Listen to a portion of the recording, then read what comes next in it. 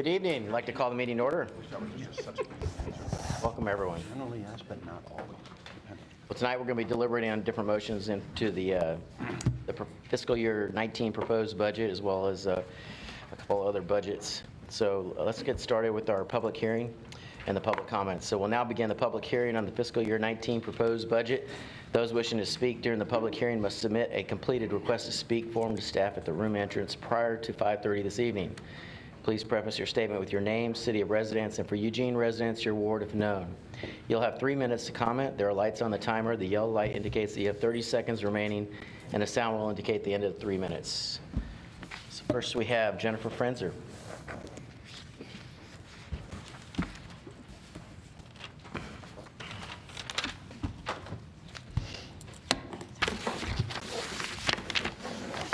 Hi there, I'm Jennifer Frenzer-Knowlton, and I'm in Betty Taylor's ward. I'm speaking to you tonight about the budget and a position that we've been discussing in the homelessness work group for the Human Rights Commission. I'm a community member on the work group. Last year I was a commissioner and I was convening the work group. The position that we're talking about is one that's dedicated to homelessness. This is a position that would be full-time. It would be in addition to the work that's being done right now. There just isn't enough hands on deck. There's so much to do in terms of tracking, coordinating the impact of policies, how the population, vice versa, how the population is impacting city decisions and how the city decisions and policy impact the homeless population. And so we feel like there could be a lot of efficiency and a lot more effectiveness in terms of addressing the issues arising from homelessness. They're so intractable that we just don't have enough hands on deck. Ultimately, I feel like in the future it would make a lot of sense for a dedicated analyst in the Human Rights Commission's office itself, and a person who is strictly dedicated to looking at homelessness issues and the population and tracking that. So that's one proposal. I also feel like it's time for the city of Eugene to have a campaign, an education campaign for the community about homelessness in Eugene.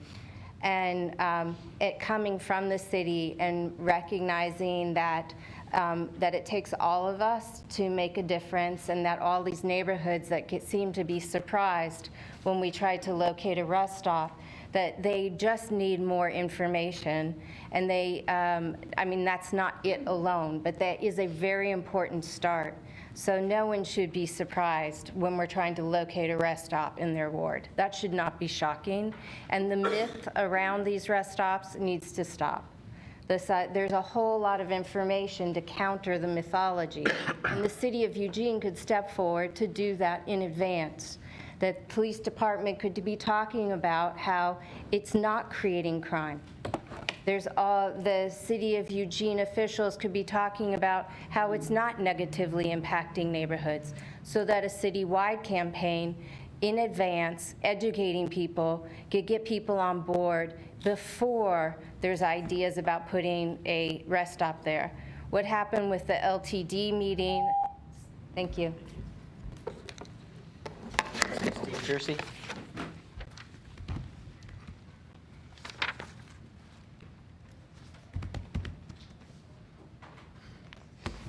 Good evening. I watched the budget hearings from home, and I wanted to first thank you for that service. It was very helpful. I heard a few recurring themes. First, that expenses may be viewed as an investment or as a cost. Second, I heard that expenses may be categorized as must, should, and nice to have.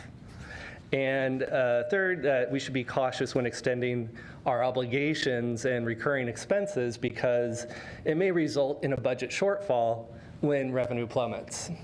And so throughout your work in the proposed budget, I trust that you will all consider these themes and how they apply to city policies. Specifically, the Vision Zero Action Plan, which aims to preserve life and limb and improve mobility equity for all citizens. The Climate Recovery Ordinance to reduce greenhouse gas emissions and fossil fuel consumption. And the Transportation System Plan to triple bike, walk, and bus trips by 2035.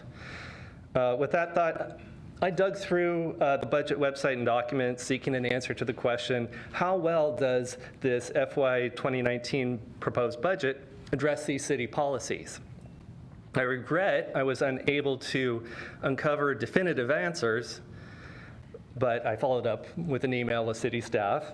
But I was able to find a few bits and pieces. So, out of a total capital budget of $44.58 million, transportation takes up about 61%, and items that are exclusively for active transportation are about 11.5%.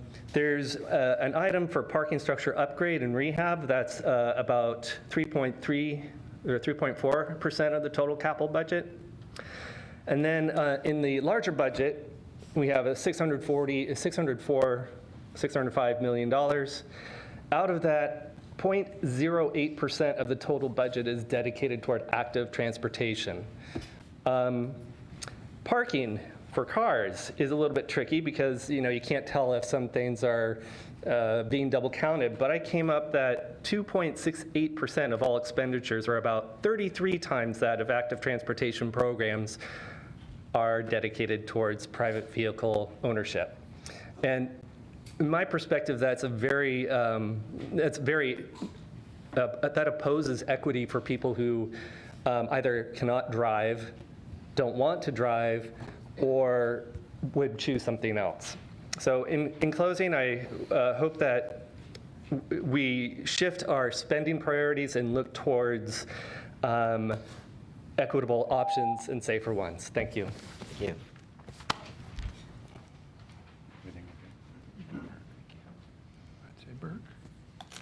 Next, we have Eric Burke. Is that right?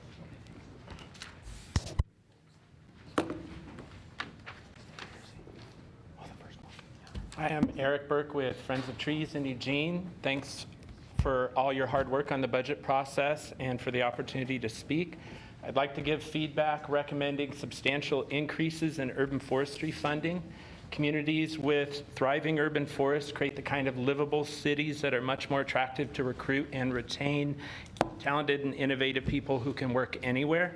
The return on investments in urban forestry are greater than most investments you can make, right up there with the highest ROI that science finds investments in young child education and healthcare.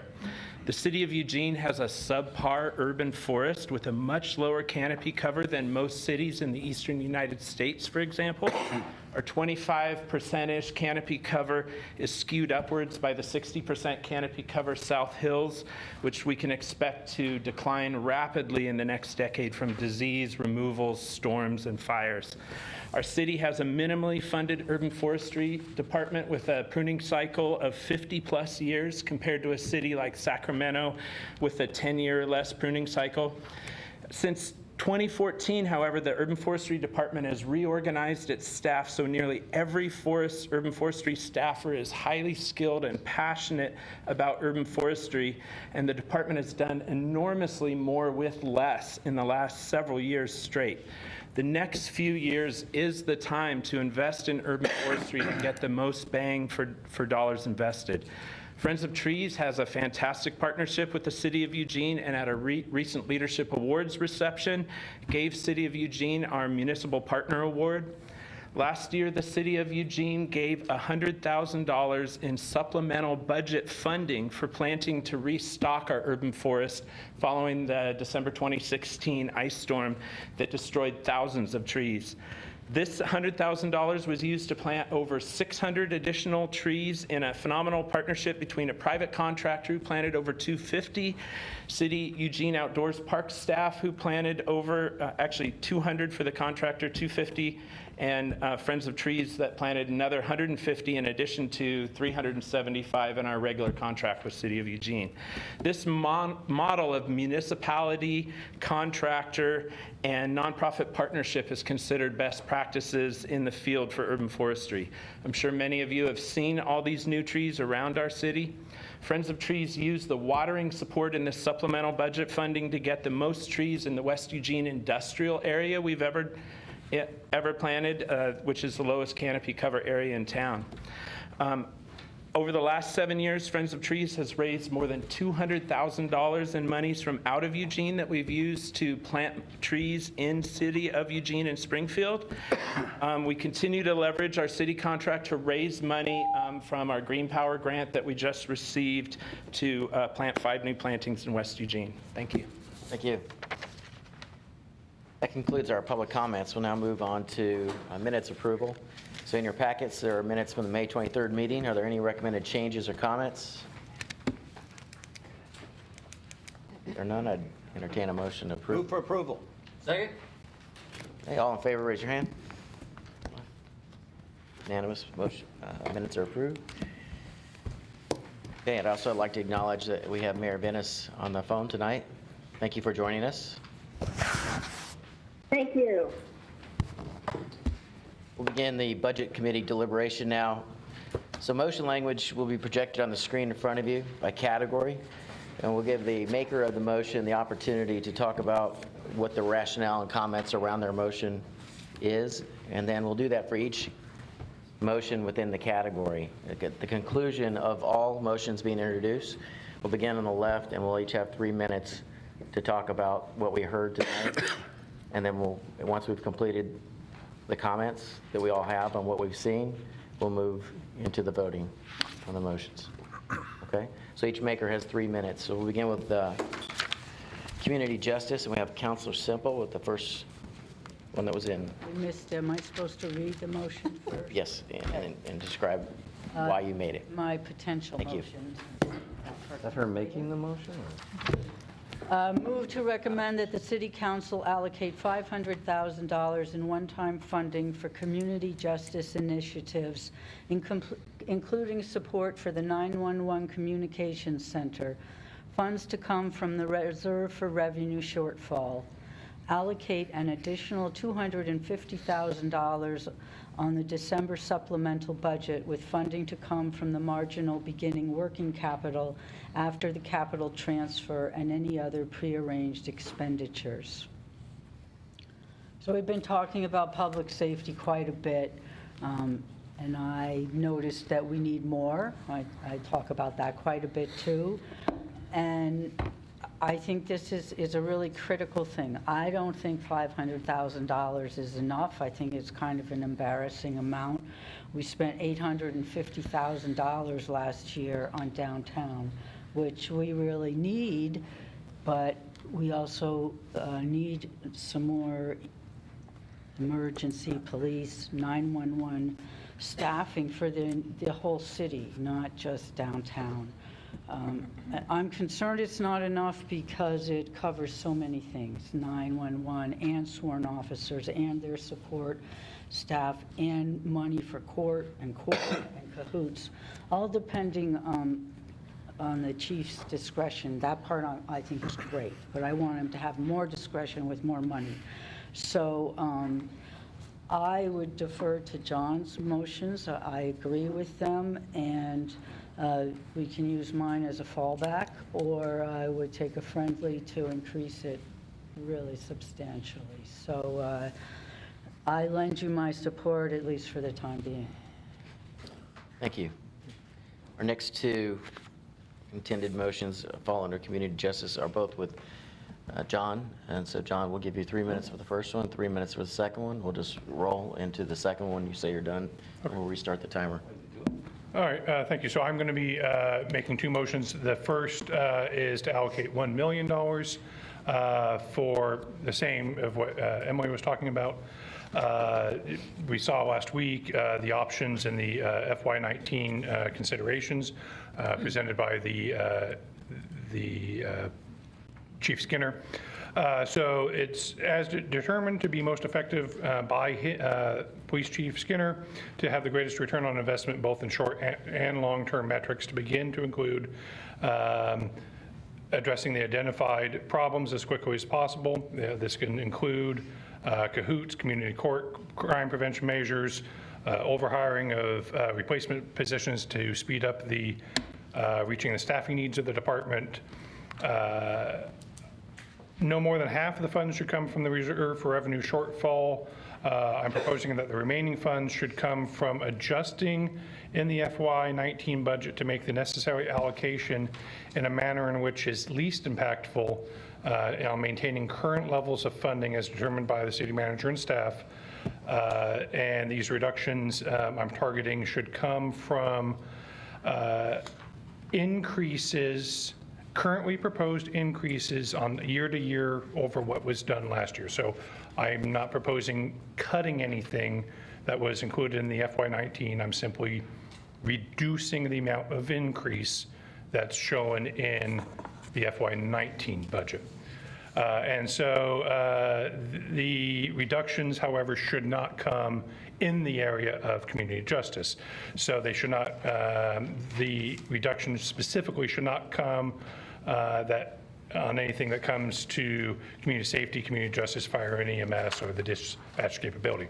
So the rationale, and we've heard all month now, there is a tremendous need and there's a lot of emerging needs that it sounds like, and in my opinion, the best option is to give Chief Skinner some latitude in determining what is going to be most effective so that he can really hit the points as best as possible. So the goal is to minimize impact, not draw down the savings account, not make any cuts over what we had included in last year's budget, and give Chief Skinner the resources that he needs to be successful as we're determining the bigger need, the greater proposal that he's going to be putting forward here in the next couple of months. So that completes motion number one. Good timing. All right, so motion number two, this goes into more of a question of priorities. So I move to prioritize the ongoing funding to the hiring of additional police officer FTEs within the FY19 budget by directing the city manager and staff to allocate half of any new FTE positions to be added into the FY19 proposed budget and any supplemental budgets to be used to also increase police officer positions.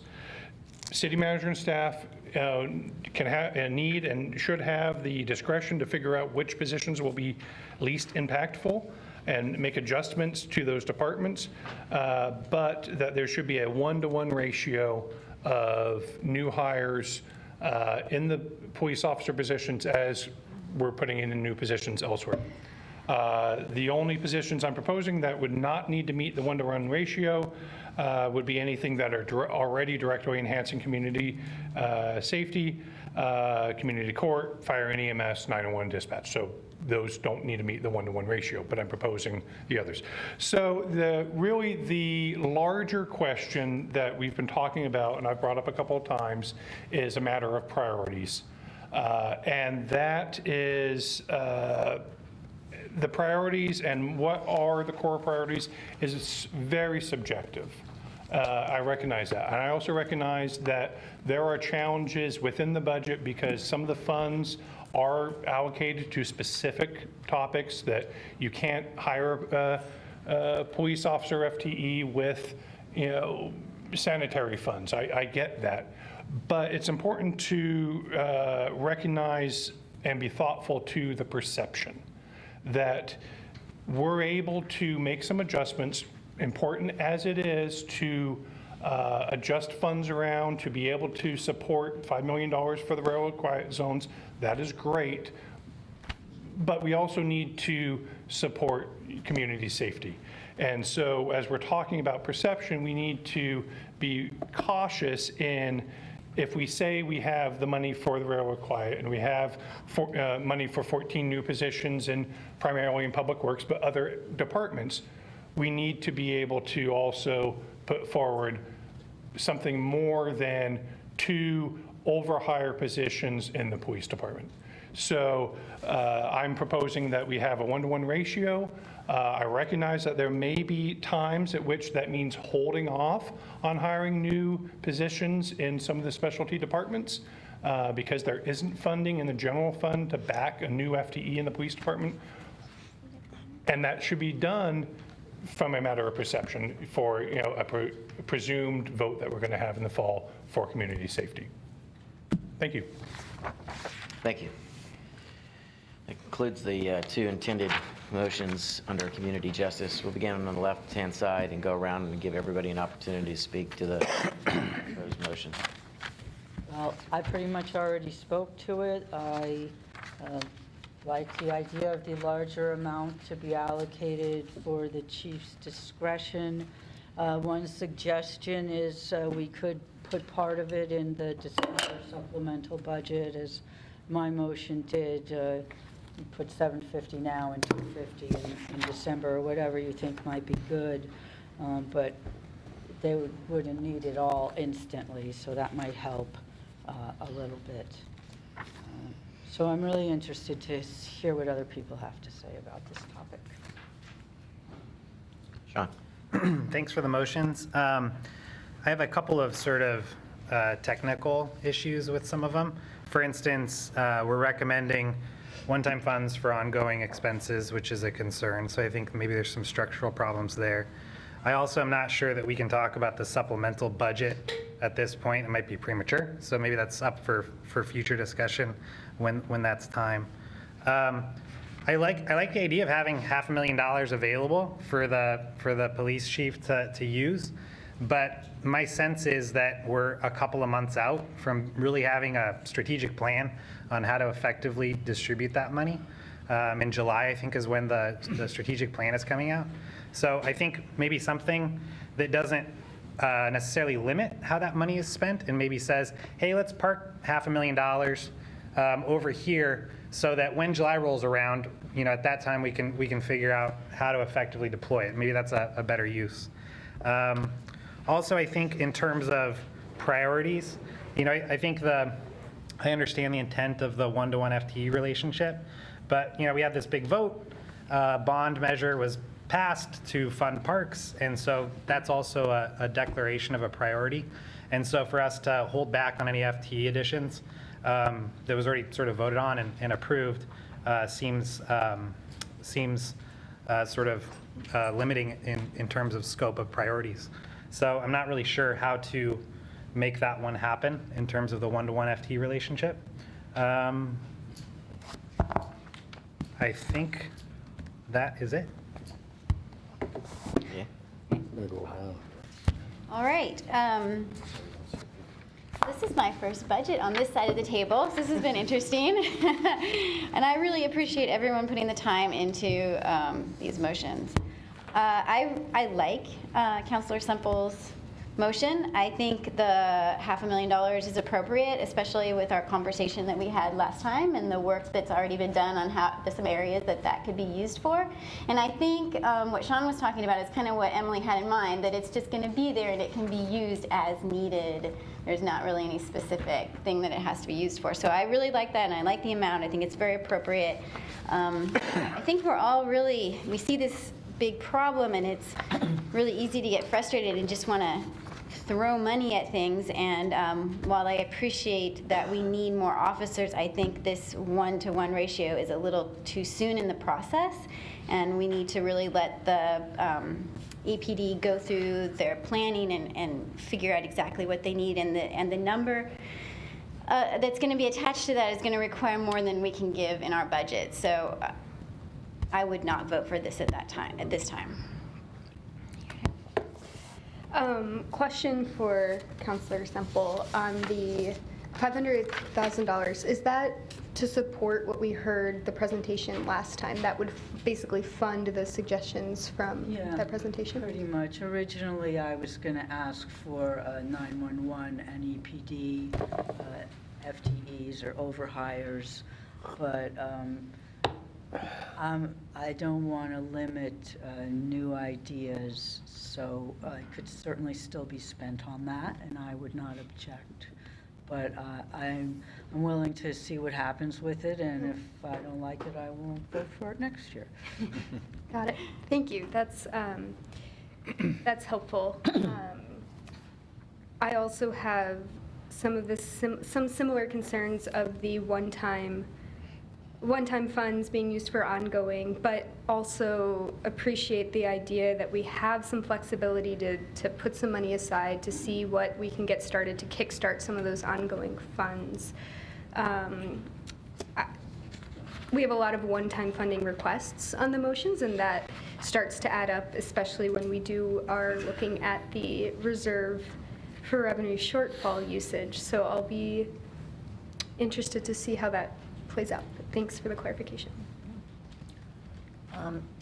I'm not ready right now to say that we should spend more money for police. I think we already have money for vacant positions.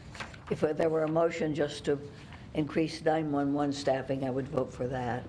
And we have a lot of needs. For example, we have needs in recreation and arts. The Jacobs Art Gallery was closed and hasn't been reopened.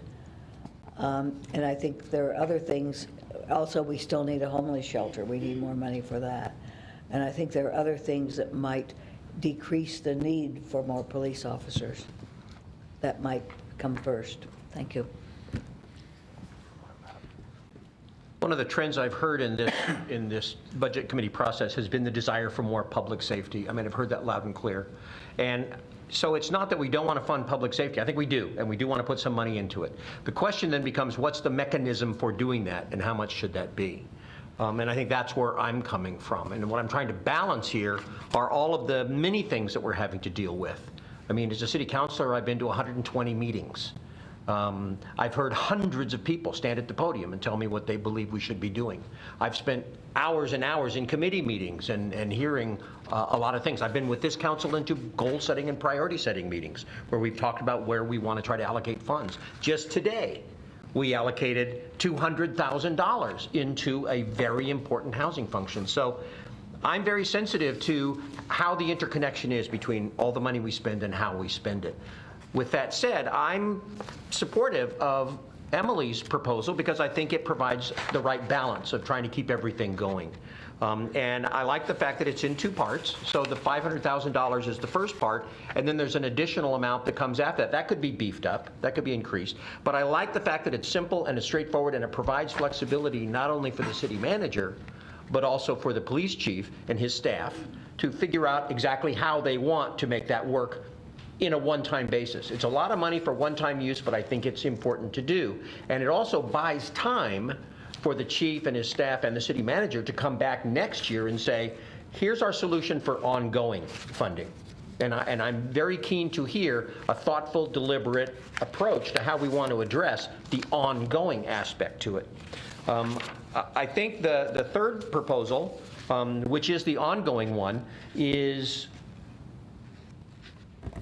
definitely trying to respond to a need, but I don't want to spend that much money in ongoing money for the perception or the optics. I want to spend the money to really achieve something, and I want the chief and the chief's staff to tell me what that is. And I'm prepared to support it, but I don't know if this is the right way to go. A person could feel like they were being held hostage in the budget by, you can't hire somebody unless you hire a police officer. Well, why is that the way it has to be? If I need to hire 10 people in this department, I also have to hire 10 police. That's not thoughtful, that's not deliberate, that's not the chief coming and telling us this is the staffing ratio and the staffing plan that I need. So I'm supportive of Emily's proposal, but I'm just not quite ready to be supportive of the other ones because I don't think they're well considered and take into account all of the various parts of this giant Jenga game that's the budget that we have to deal with. I am almost never in favor of the idea of ready, fire, aim, except in this case. I want to say thank you to both Emily and to Jon for your leadership in trying to do something. We've heard the problem. We know the problem. It's a significant problem. Sound echo here. The manager has mentioned and been working on this with staff and with the department for quite a while now. We know the nature of it, and we know that in the fall, they're coming back both with a new chief and with all the input and planning that the manager's been doing in some of the other areas, that we're going to be making a significant push towards public safety in the fall of some kind. And it's needed, and it's awesome, and I'm glad we're doing it. In the interim, between now and then, what I like about Emily's motion is that it gives the chief the latitude to do some of the things that he's talked about that are innovative and may not have yet been seen in this market yet. He talked about some things like, you know, the speed trailers, except they got a camera on them that we could put in places that are very public. You know, just different ideas that we may want to try. This gives them the authority to do that. And it gives them the latitude and the budget to do it and try some things to see if they will work. And that's why I'm really inclined to want to support Emily's motion on this. One of the other pieces that I'm less comfortable with, Jon, is that it's my understanding that we have the capacity to authorize the manager to spend up to a certain amount of money with his employees. But we don't get to prescribe some of the details in how exactly he spends that money down the line at the departmental level. We can authorize him at the divisional level to spend money. We have to allow him the authority about some of the details about how that gets spent. And so I'm less comfortable with overly prescribed stuff in that way. I'd rather allow them the chance to do their work. But I, again, do want to say I appreciate the leadership. I like and will likely vote for Emily's because of the ability for us to try some new things and allow the chief enough room to do his job early on before the big proposal comes to us. Thank you. Thank you. Yeah, I concur with most of what Councilor Clark said, and also appreciate Shaun's comments. I can support and do plan to support Councilor Semple's motion. I am comfortable with one-time funding to be used in this way. As Mike just pointed out, you know, the chief came to us. He had an array of ideas that he could implement if he had, you know, some resources. We're not tying to specific new positions which require ongoing funding. And so we're giving our public safety services a needed infusion, maybe not as much as we'd like to, but some needed infusion, and letting our new chief implement some strategies, try some things out, which is what our approach to downtown was last year, right? Try some things out, see what works. So I can support that motion in the way it's crafted. The other two motions are a little bit too prescriptive for me. I do worry about trying to create new police positions. The cost of bringing a sworn officer online is very expensive, and we would want to make sure we had ongoing funding to keep that position and not create positions that we then might have to cut in a next budget cycle.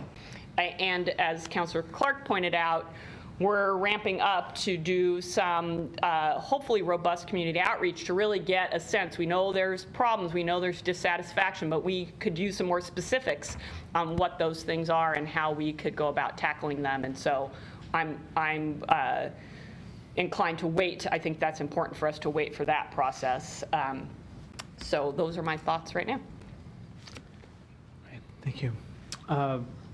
I share all of the intentions and concerns behind the motions, and I really appreciate that you all put time into thinking about it and advancing something. When we ran for city council, I think you heard this a lot. I know at the door I heard a lot about public safety in Ward 1, and parts of Ward 1 you wouldn't necessarily think about. I know this is true around the city. I I kind of asked this clarification last time, John. Maybe you can help us out. I had said something, maybe it was distracting the way I invoked the supplemental budget, but I had asked whether it was up to us at this point to grease the skids of the process to allocate some money now, so not all of the decision-making would happen at the supplemental budget. And I kind of understood you to say no. Is that, maybe just clarify and help us? No. Yes, no. The way this is written, it's not unlike what the Budget Committee has done in the past, where the Budget Committee has recommended, and then the council could approve that a certain amount of dollars for a certain item would be a part of a supplemental budget into the future. And so what happens is if this motion were to pass, both here and at the council, what we would do is put $250,000 on the December supplemental budget as per this particular motion. So that's not, it's not atypical of what the Budget Committee has done in the past. Okay, that's helpful, thank you. Maybe then it would be helpful to hear if there's anything else. I guess I'm just trying to connect it to what we heard last time from Christie and Chief Skinner. It's like what, it sounded like the time frame for when the best things would be identified was somewhat uncertain. I tried to pin you down a little bit, but we don't really know how that's going to play out. So is this money likely to be spent before then? Will we want it? I mean, say something about the time frame for this so we have a sense of what we're allocating it for. So what the intent of this and what we asked the chief to do is to say, what are the things that we can do in the near term? Because part of what we heard around the table here wasn't strictly what can we do in 2 years from now. It's like, what can we do today and tomorrow? And so that's what the intent is when you see that list of potential items are the things that he has said he would want to be able, if he had the dollars, to actually move those forward now, meaning like in the next weeks and months, not 6 months, 12 months from now. So the intent is the sense of urgency which we heard around this table. Okay, great. Okay, that's helpful to hear. Let me ask some clarifying questions. And John, you can just pick these up when it gets to you. I think we'll remember. I like the intent of what you said here because you're trying to not just expect the money to appear out of nowhere, but there's some sense of the opportunity costs.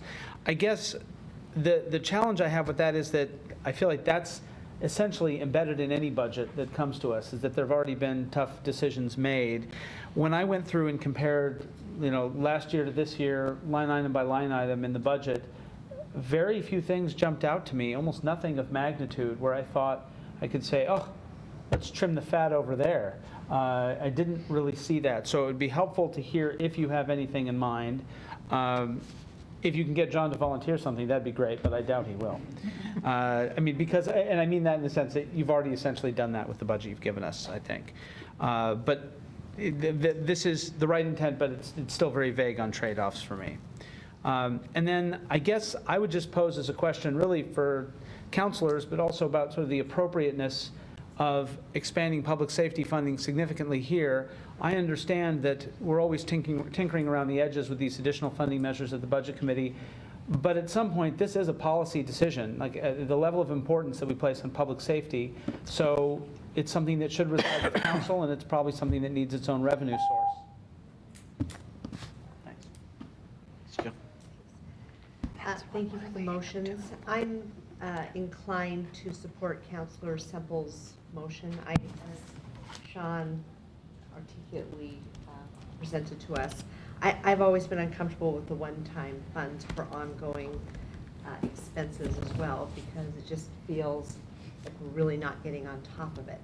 With the presentation last week with the community justice, and I like Councillor Clark said, I thought it was just innovation. Some of the ideas are, it's great to have new blood and someone that comes in and has different ideas, and it'd be very great to allow him some flexibility to try a few things. And I'm very supportive overall of community justice. The one thing I may ask Councillor Semple to entertain a friendly amendment to not include more sworn officers until and unless the chief determines in the strategic plan that more sworn officers are necessary after they do their strategic plan.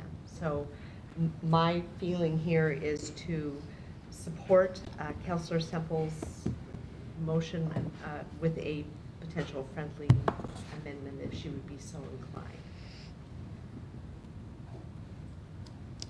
I really, the intention was to let the chief figure that out, and I am not asking him to spend all the money in the first week.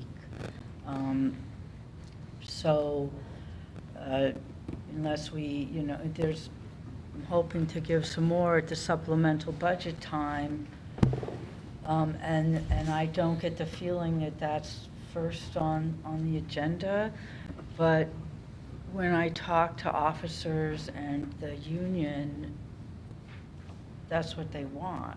So I don't think I want to put, suppression on that if Chief Skinner decides, oh, wow, this really would make the difference right now. I want to trust him to do it the right way. And Jill, I can help out a little bit with that because I think the chief would appreciate the flexibility very much, so appreciate that a lot.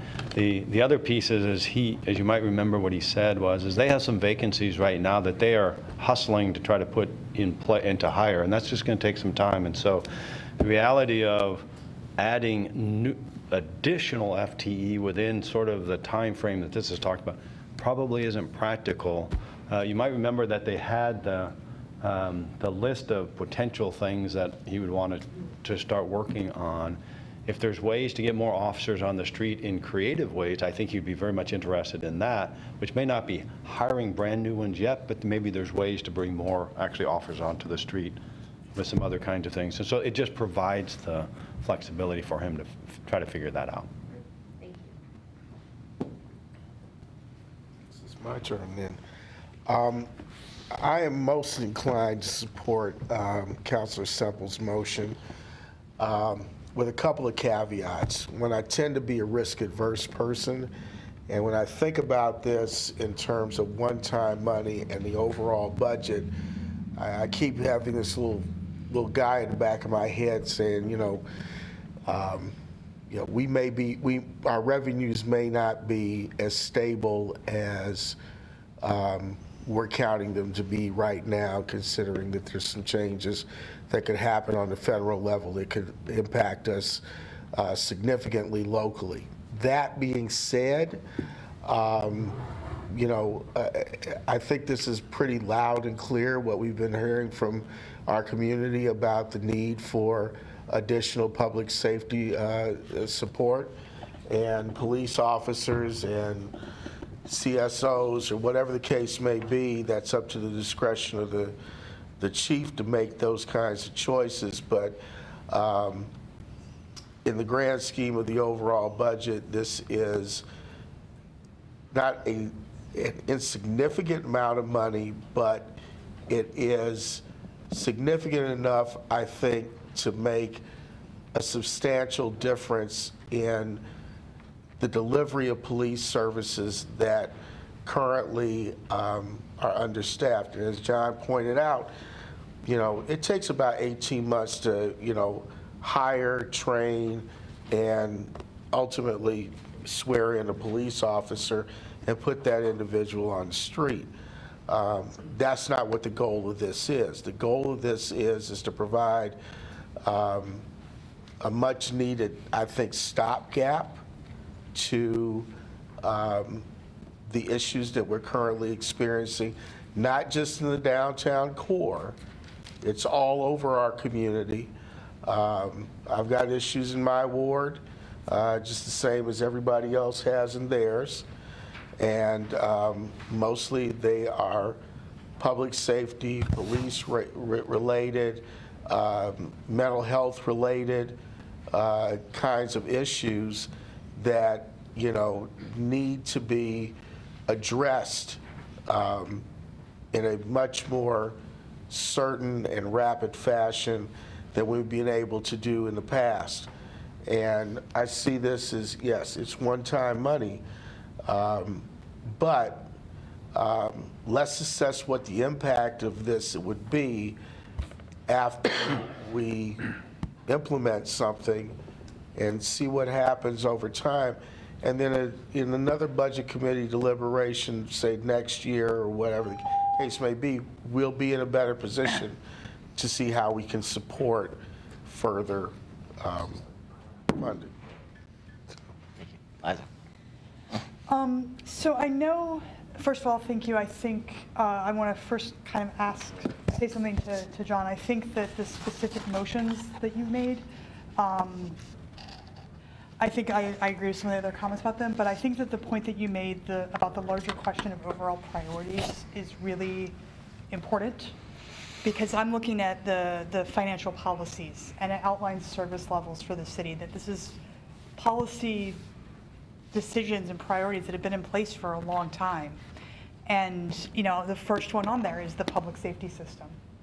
And we've seen no increases in that area for a while. And I think that, you know, thinking about how the budget is being reflected back with these priorities is a thing that we should be doing, and thank you for drawing attention to that.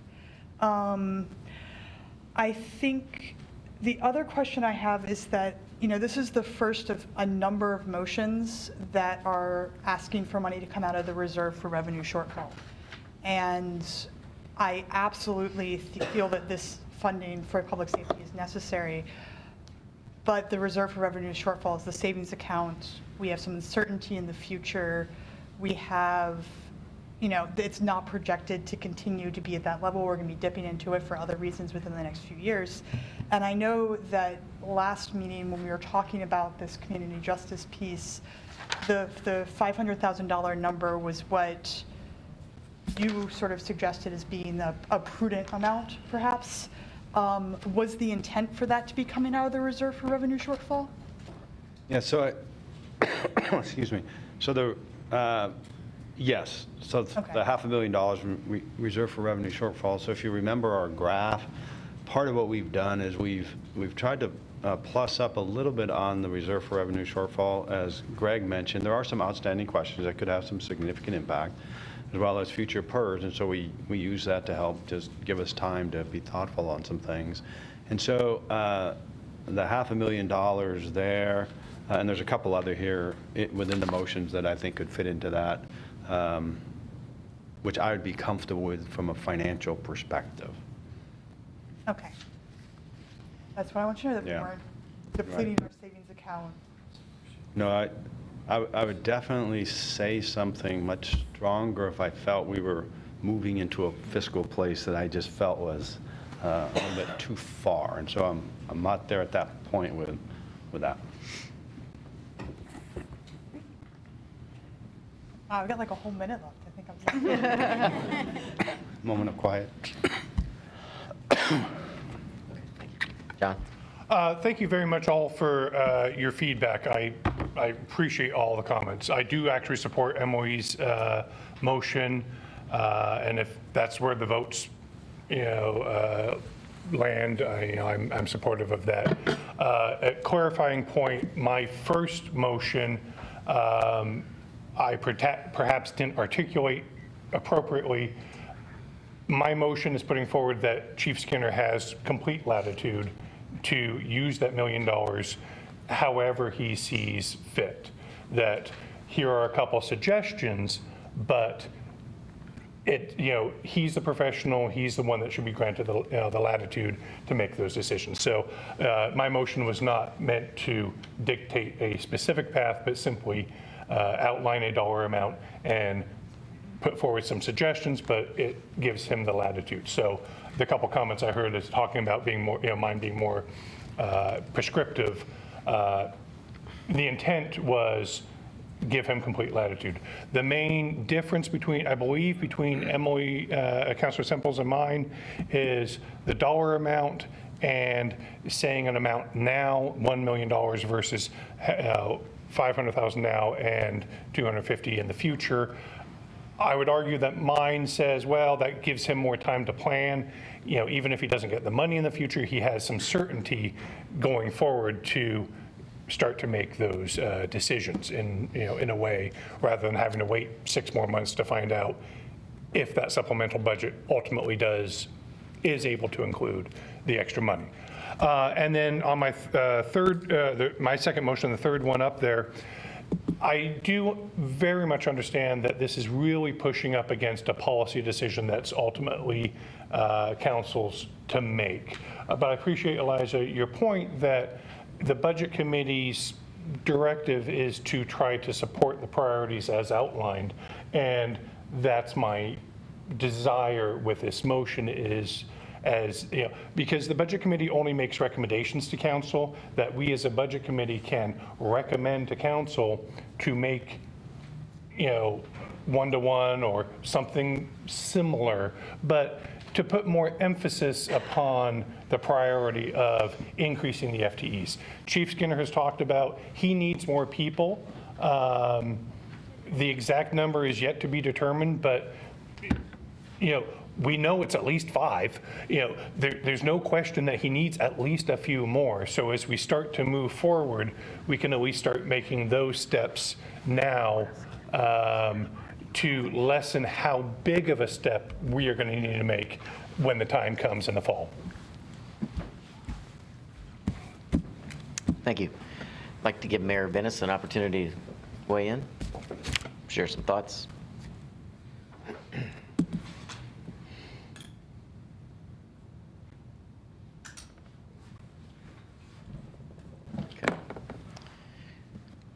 Then I'll move on.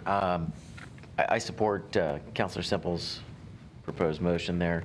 I think the one-time funding coming out, the $500,000, there's no objection for the city manager there at this time. I think there's a lot left for SB 1566, which may get us some matching funds and be able to help reduce the liabilities in the future. I think the $500,000 allows for most of those items on the chart to be addressed in a way that would be systematic and an approach that could be implemented fairly quickly. The $1 million to me sounds a little high without a plan, and I would be reluctant to go that high at this time. I do appreciate the spirit, John, in which you wrote your 2 motions. I think that keeping this as a priority is very important. I know that in many cases we feel that we hear stories, and I know the police departments felt like not being able to get to calls and other things is in letting the community down, and maybe there's time with a new chief and a plan that's well put together that we can fund it adequately, and I don't think that we're in a place to be able to address that at this time. So I'd be more inclined to support Councilor Semple's motion. That concludes our roundtable. Are there any additional questions that anyone who wants to ask? Okay, the floor is open for motions. Should I make my motion? Would you like me to go first? Say so moved. So moved. 500,000, another 250 in December. Second. Okay, all in favor, raise your hand. Make sure we have this unanimous vote. Okay, put it down. Motion is moved forward, approved. Any Is that additional? unanimous? Yeah. I'm sorry? I asked it, I'm sorry, was that unanimous? Yes. All right. You want to go back? Thank you. I guess for I will withdraw my first motion because I don't think I'm going to beat a unanimous vote. But I will move to prioritize the ongoing hiring of additional police officer FTE positions within the FY19 budget as directed by directing the city manager and staff to allocate half of any new FTE positions to be added to FY19 proposed budget and supplemental budgets to increase police officer positions. City manager and staff may determine which positions and departments to make the adjustments to, but there is to be a 1-to-1 ratio for every new FTE. The only positions which would not need to meet the 1-to-1 ratio would need by any new positions added, which are tasked with directly enhancing community safety, for instance, increased staffing at the community court, fire and EMS, or the dispatch center. Do we have a second? I'll second for discussion. Thank you. I've been outspoken that I want more officers and more FTEs. We've already had one, Jill said she's concerned about making sure it's for sworn officers. And I do have a problem with making that big a cut onto the FTEs that are already there, one-to-one.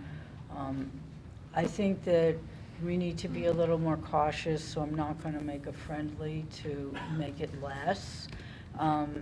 And my first inclination still is to support it because I want this, but listening to everybody, I think I would rather wait. But I really appreciate you bringing it forward because it spoke to what I wanted. Liza? I know that there are plans that as the new chief sort of orients and gets to know everything and having a strategic plan that's coming out, and the chart that we saw said that there was going to be discussion of funding in September, October, the fall, that time frame. But my feeling is that I hope that something similar to this, maybe not exactly this, because I think some of it, if that hasn't been addressed by this time next year, and we're looking at next year's budget, and it looks like it does now for that, I feel like something like this would probably need to come back. So, and I guess that's council. Josh and then Counselor Clark. Yeah, I have a comment about performance metrics that doesn't really fit anywhere. But I'm going to put it here because it's in the midst of discussion about something that's connected to performance metrics concerns we've raised a few times. John, I didn't say this before, but I really appreciated your allusion in your first motion, the one you withdrew, the part about greatest return on investment in both short and long-term metrics. I would just say this is maybe the moment to remind staff and the city manager that you can make these conversations and these deliberations and the ones in the fall more effective and less tortuous by having good performance metrics and pushing for that. And this is something that more than half of the budget committee has raised along the way over the last couple of cycles. So I would just say we're not flying totally blind here, but kinda, right? We're not even, I would point out although we do service profiles, we're not even drawing on the service profiles performance metrics to have this discussion, which begs the question of why we even do those. Why do we even have those metrics if they're just there for every 4 years? So I won't use all 3 minutes for that moment of soapbox, but I do think we could inform this discussion in future years by bringing that back. Counselor Clark? Thank you. I, again, John, want to admire your leadership in trying to bring forward an idea that puts into rational action the idea that we should set some priorities that we can say out loud, this is more important than that, and we think we should spend that in that way. I have to be honest with you, I'm not sure I understand entirely what this motion implies in all its actions, and now I'm going to put the city attorney on the spot with the next question, and I'm giving her a little run up here. Catherine, I can see in the back of the room. Maybe it sure would be helpful to me to understand this, what I'm about to ask.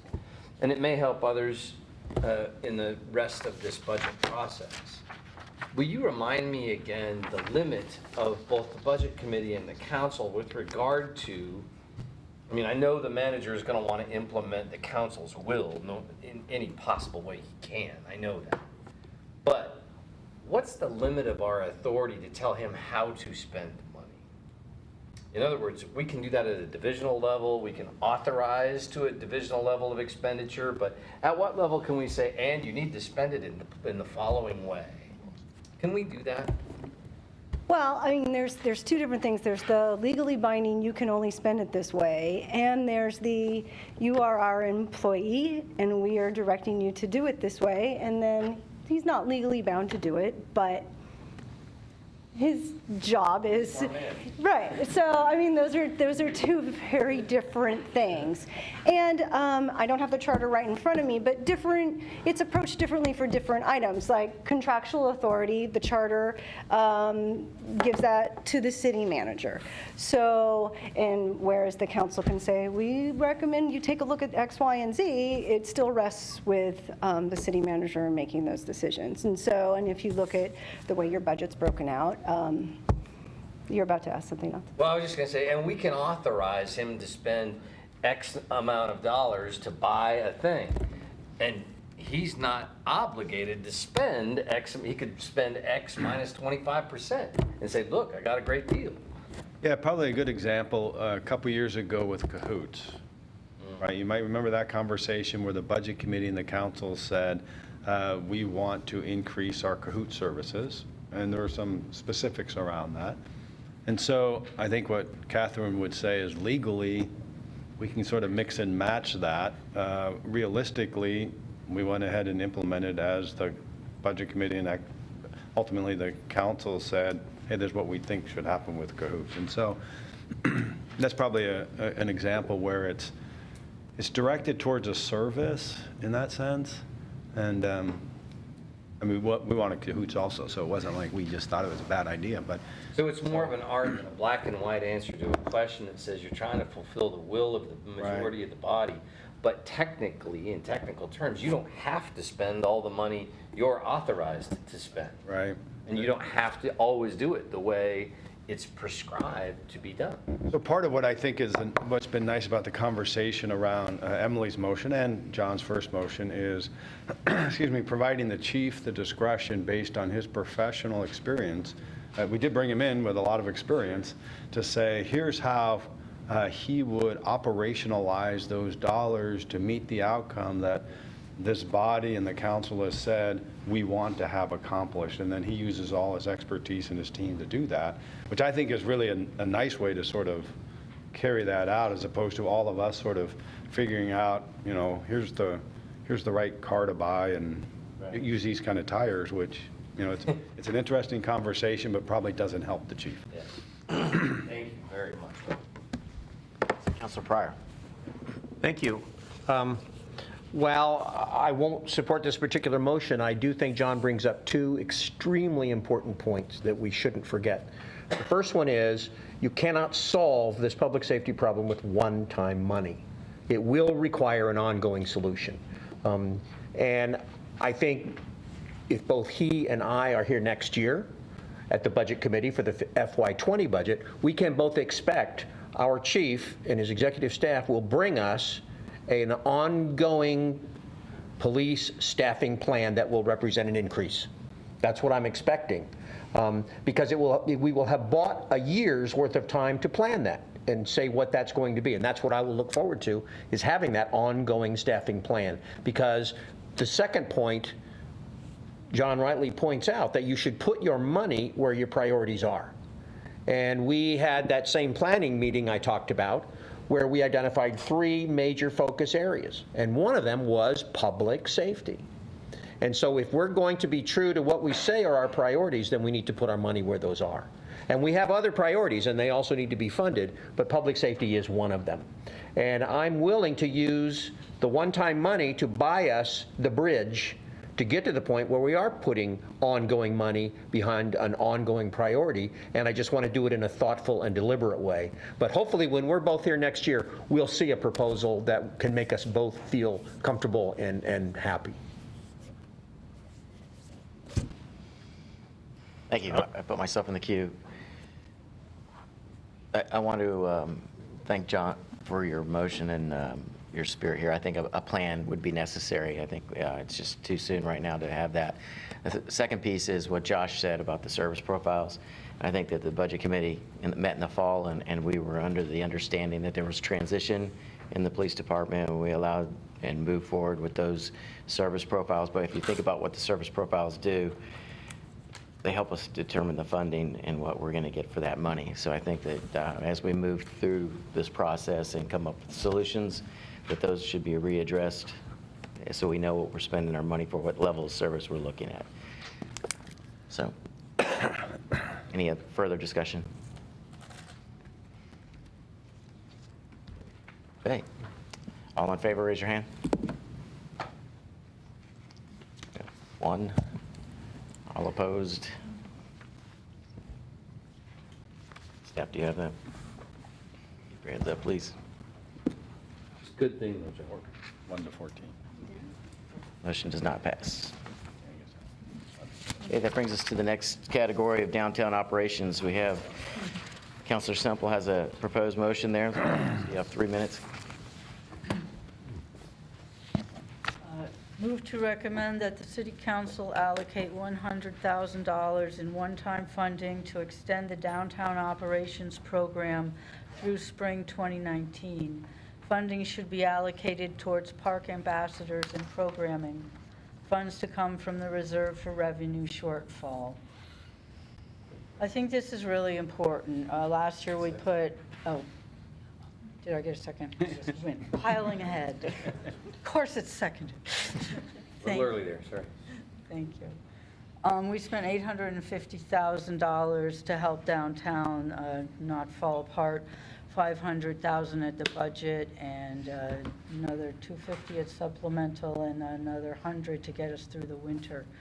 And even so, when the summertime programming ended, so did the liveliness of downtown.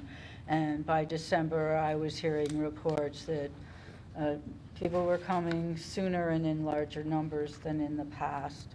So right now, we have funding through the fall, but nothing for the winter. And I am extremely concerned about that. We have a lot of things poised to happen any day now for the summertime. And I have great hopes that that'll make a difference. People will come down, they'll spend their money, everyone will be happy.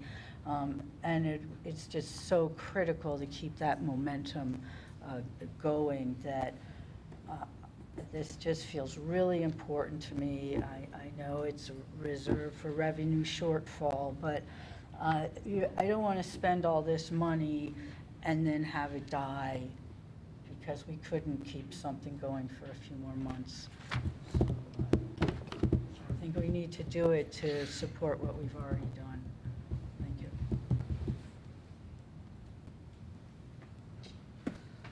I love this idea. Just a little, I have a couple questions. Is that true that this program funding is done after the fall?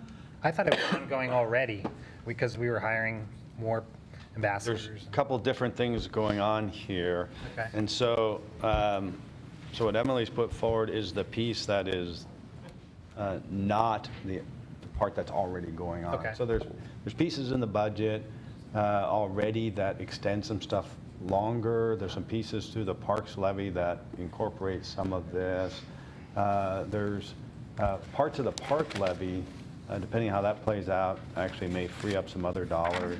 That, not a lot, but sort of contributed. So this is the piece that isn't already accounted for ongoing. So that's what she's. So we will see a decrease in service level unless something like this is. And so what happens is through the summer months and into the early fall, there's a lot of our cultural services and others activate the downtown through any numbers of things. Parks ambassadors are engaged, and so then they start tapering off into the fall. And so my understanding is the idea of this is to not have those kinds of things taper off, but to continue to be very active through the year. Okay. Yeah, because I really like this idea. I thought it was something that was already ongoing, so I missed something. I know we have a lot of funding for parks, and so maybe there's potential to find this funding from that bond. But so those are my initial thoughts. Thanks.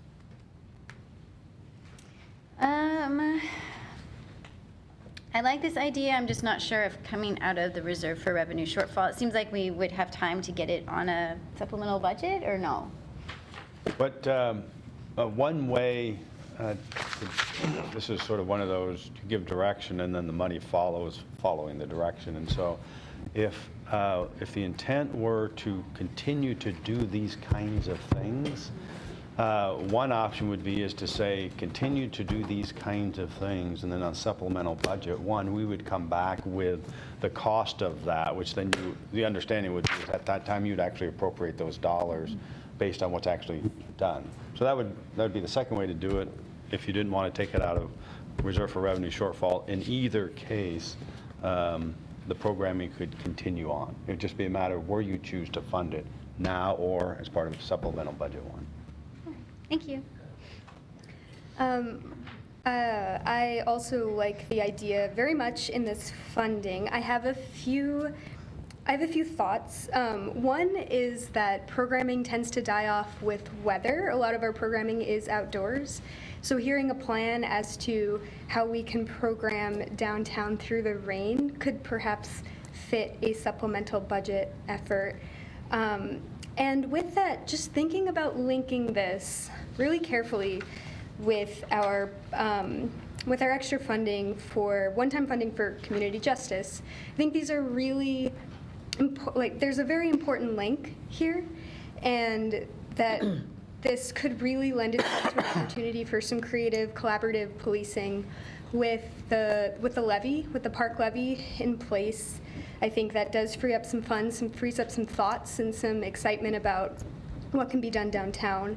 I think with this new fresh blood, these new ideas, park ambassadors, different approaches downtown, I think that giving that initial $500,000 could be spent looking at how to make it, we heard a lot about how we're changing this to a positive police presence, whether that's department, police-sponsored programming or police-sponsored creative policing in however that expertise lends itself best. I think that's a really great way to start that conversation, and then perhaps hear more during the supplemental budget if there's just some really great ideas or something that really hasn't been able to pull through. But perhaps that, I think the program itself is really great. I think it has a lot of potential and a lot of energy to keep going with this programming. So let's throw it, perhaps, this sounds very inexact to throw it all together, but I think there's a lot of opportunity there, especially with those $500,000 extra dollars. I'm not sure how I'll vote on this, but I'd like to see $100,000 go to towards something more lasting, such as a really big thing like opening the walls on Kesey Square, which would make a lasting contribution to downtown activity and safety. And I don't know whether this 100,000 will. I'll have to think about that. I'll listen to the rest of the comments. Thank you. Yeah, I like the idea of being able to allocate some additional energy into downtown. Downtown is something we don't want to let settle down. I agree with a lot of what Emily, number 2, is saying with regard to the efficiencies and how we can create, more effective linkages. One of the best things that can help downtown is more people. If there's people there, and I'm not talking about the customers only, I'm also talking about the presence of other kinds of people who can also support those people downtown. I think this is what that's trying to get at. The question is, if we put it in a supplemental budget, does that somehow slow down the implementation of it, or could it still be managed the same way? We manage the same way, and so, and again, it just depends on if you want to put it against reserve for revenue shortfall, potentially against marginal beginning working capital. If, for example, the budget committee, eventually the council said, spend up to $100,000 in one-time funding on these kinds of things and come back in the supplemental one to get the appropriation for that, what that means is we'll just continue the programming continuously on through, and then the supplemental budget will be the actual appropriation document. So the assumption is that you would appropriate it at that time because you've already made the direction to go do the work. Okay, that's very helpful because I like the momentum that we want to try to get to, and I don't want it to be slowed down by the funding mechanism. Wouldn't have to be. I appreciate that. That's great. Good. I'm good with this. Betty, I think you and I might agree with one another that we join in on voting to put $100,000 to get rid of the parking meters downtown. Okay. I don't, see, there we go. See that? That was it. That's working together. That's right when there. I'll weigh in on. I figured that might be the case, but that's working together, right there. That's option. I agree with Chris here that more eyeballs downtown are a good thing. I obviously would like to have more police officers downtown. I would like to give them the resources they really need to really alter the environment in our downtown. Short of that, with what we may do right now, I'm inclined to support this. The only piece for me that's challenged is that it's only for the park blocks. It's not for all of downtown. No, it's not for the park blocks at all. For the whole. For downtown. It's for downtown. It says park ambassadors, which I thought that, I really wanted to be downtown ambassadors. 'cause Well, it's You can do that if you The want. parks ambassadors are part of the parks. I was under the impression that the parks ambassadors worked in those 2 square blocks across the street.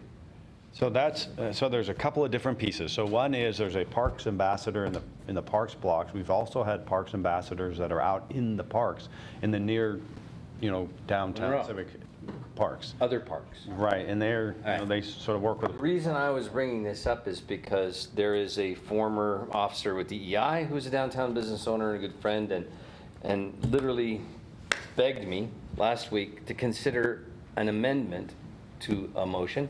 And this is the one I think I might like to make an amendment to, whether it's friendly or not, it's up to you. And that's $75,000 additional for more red hats downtown. Now, we have in past times and in past years had more financial support in our budget for red hats than we do now. And their perspective, the downtown business owner I was talking about, was, could we please return to at least the kind of strength we had before? And the reason that I agree with is that we have never had the need downtown that we do today. And if ever we were going to re-energize and strengthen to a previous level that program downtown, now would be the time to do it. And so when it comes around to the specific motion, I will likely add either a friendly or an amendment for an additional 75 for additional red hats to DEI. Thank you. Thank you. Well, thank you, Councilor Semple, for this motion. I'm inclined to support it as is, with perhaps a small adjustment, just in this conversation we just had about the parks ambassadors versus downtown. In our packet with the job descriptions, I noticed there's a park ambassador job and then there's a Eugene ambassador job. So I don't know if you were deliberately wanting to limit this money to the Parks Ambassador program? No, I was wanting it to be for the downtown program. Okay. So it got backwards. Okay. So I don't know if we would need to change the wording of the motion or, but in either case, I would support it, but I like the downtown ambassador idea better. And I think this does absolutely connect to public safety downtown, and I agree around not wanting to lose momentum. And we did have some good winter programming last year too, so I think there's a lot of use that this money could be going towards. I would really struggle with supporting the motion if Councilor Clark modifies it in the way that he's indicated, and that is because I am generally not supportive of allocating our public dollars to private security, because we do not control the actions of those employees. They are not employees of the city, and we would not be able to hold them accountable the way we can city employees that we are funding with our public dollars. So I'm not saying I will totally not support the motion should it be amended, but I'm just broadcasting. It might have an influence on whether or not I support the motion. Whether it's from the supplemental budget or the reserve for revenue shortfall, I could support it either way. Thank you for the motion. I think I share your concern about downtown.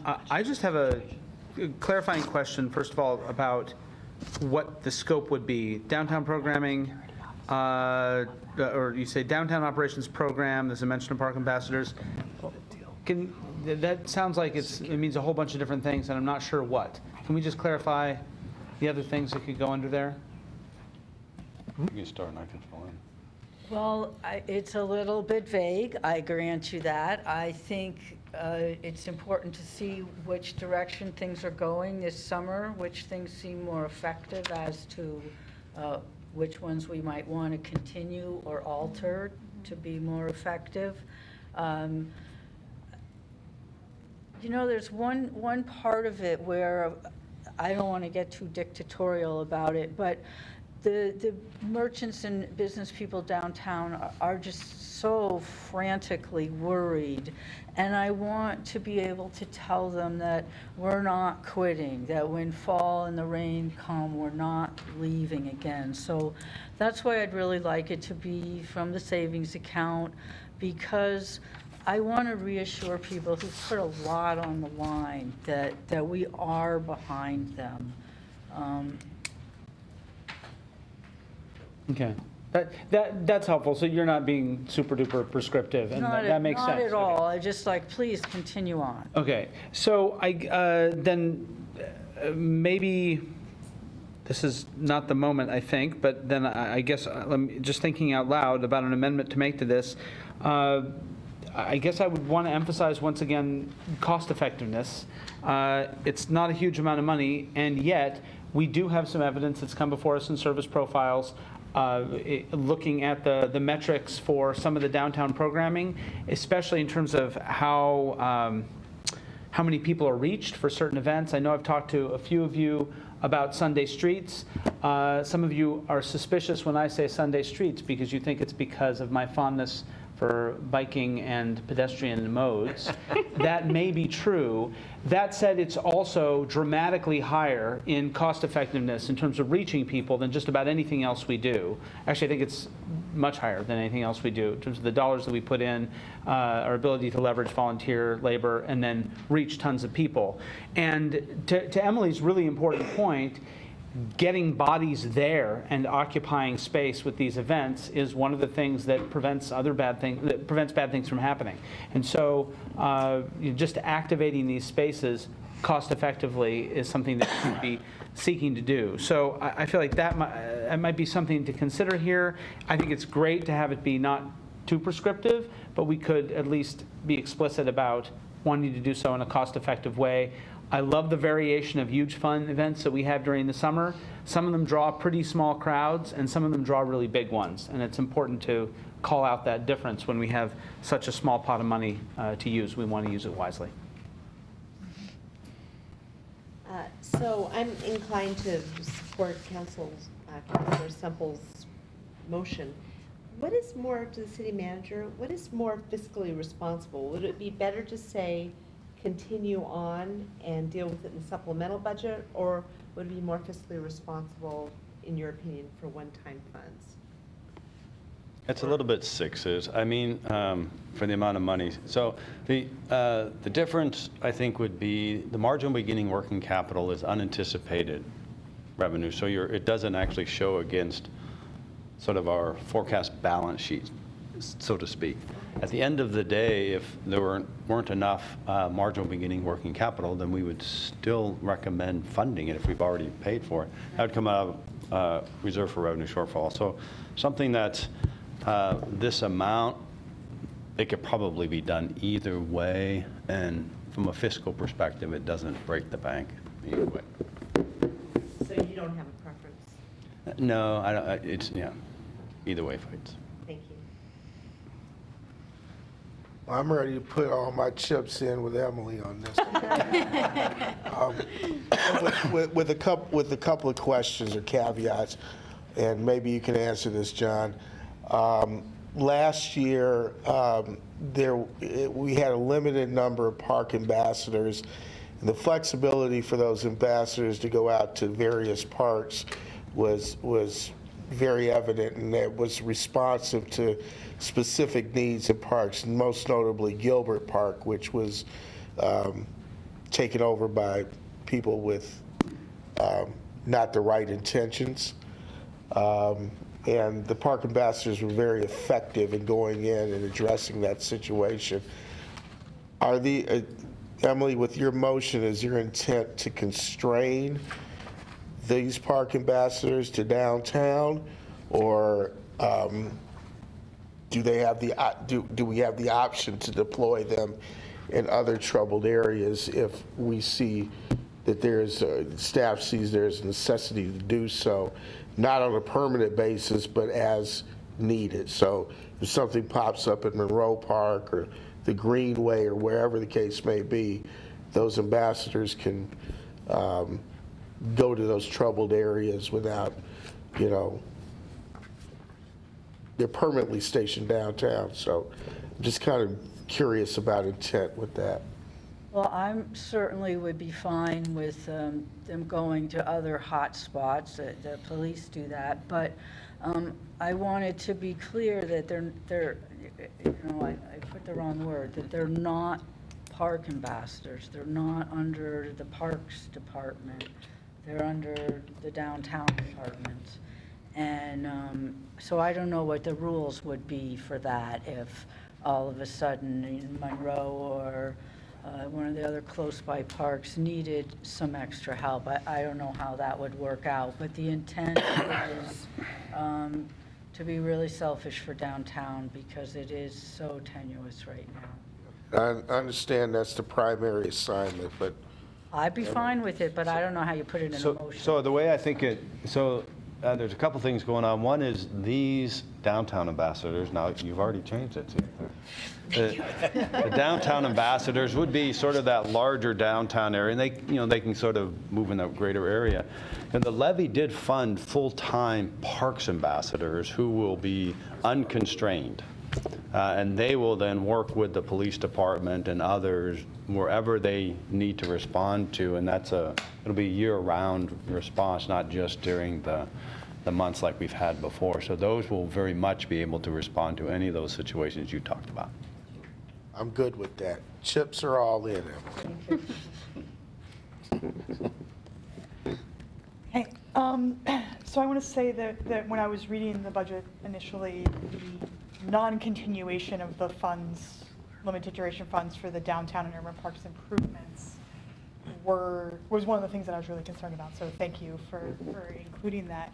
I think I feel like we've had a lot of discussion about the specificity. Is it parks ambassadors? Is it programming? Like, what does that actually look like? And I feel with the discussion about the separate pool for public safety, as well as the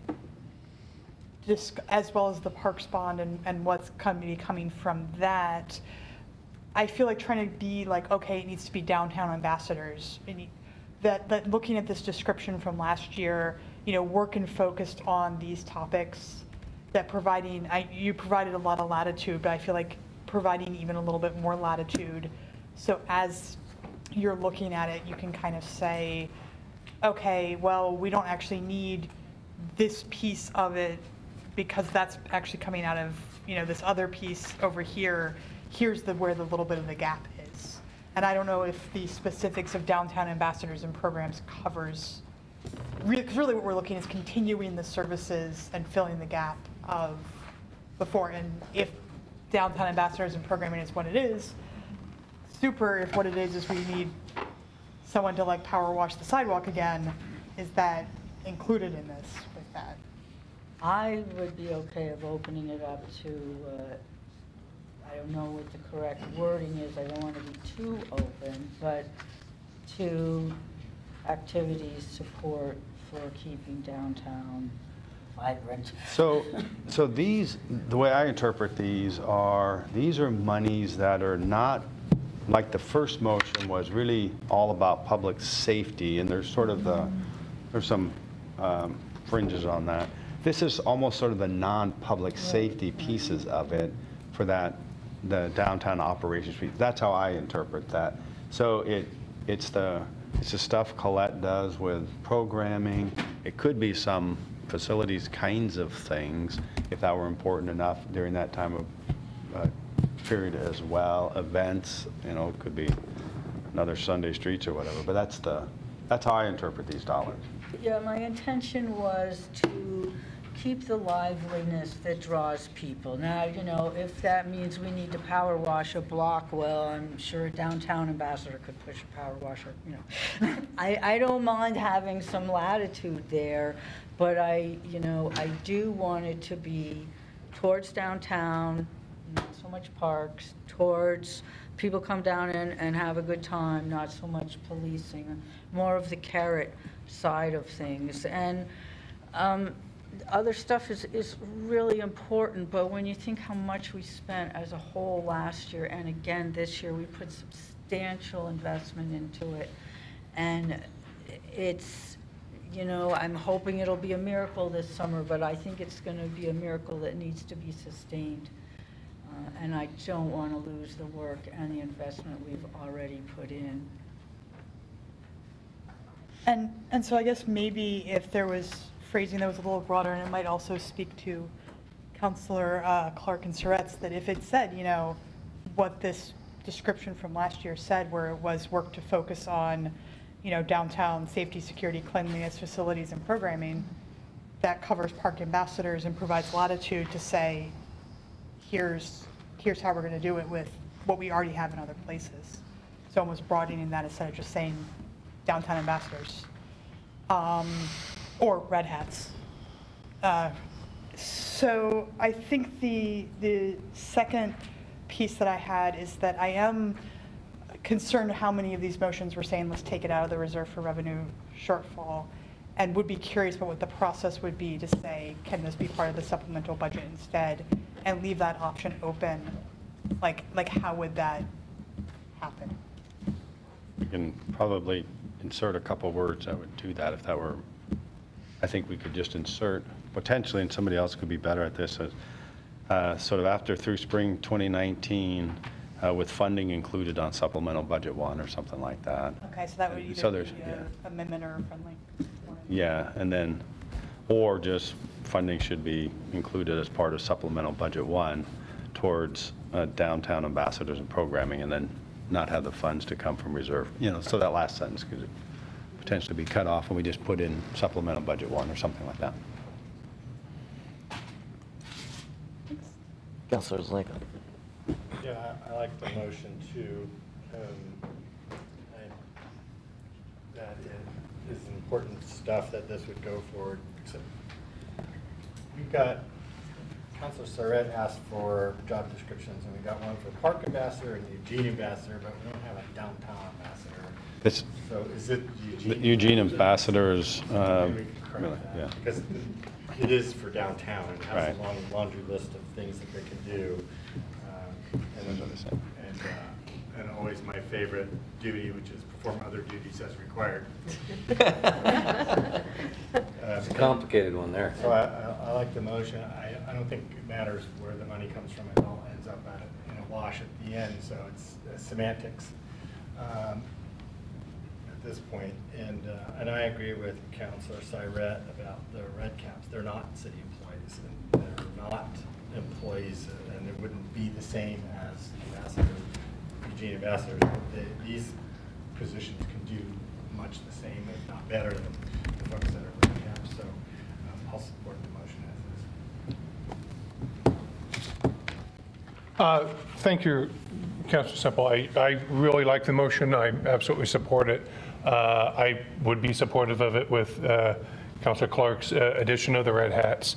I think more people downtown is a good thing, you know, both in programming and in the more friendly supervision than directly, you know, having the police officers there.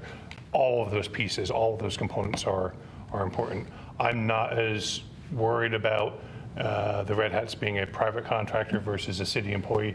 I think the city has enough persuasion over their subcontractors to encourage compliance with the objectives and outcomes, if that was it. And what I really appreciate, Emily, is that you saw and recognized and have addressed something that was not in the in this current budget and in the ongoing. There was a couple of items, and this was one of them that I kind of took exception to in the presentations we've seen over this last month of, look at all this great stuff we've been doing, and it's awesome, and it's wonderful, and it's, you know, it's all this positive response. And in the fine print at the bottom that neglected to mention, oh, and by the way, we're not continuing to fund this.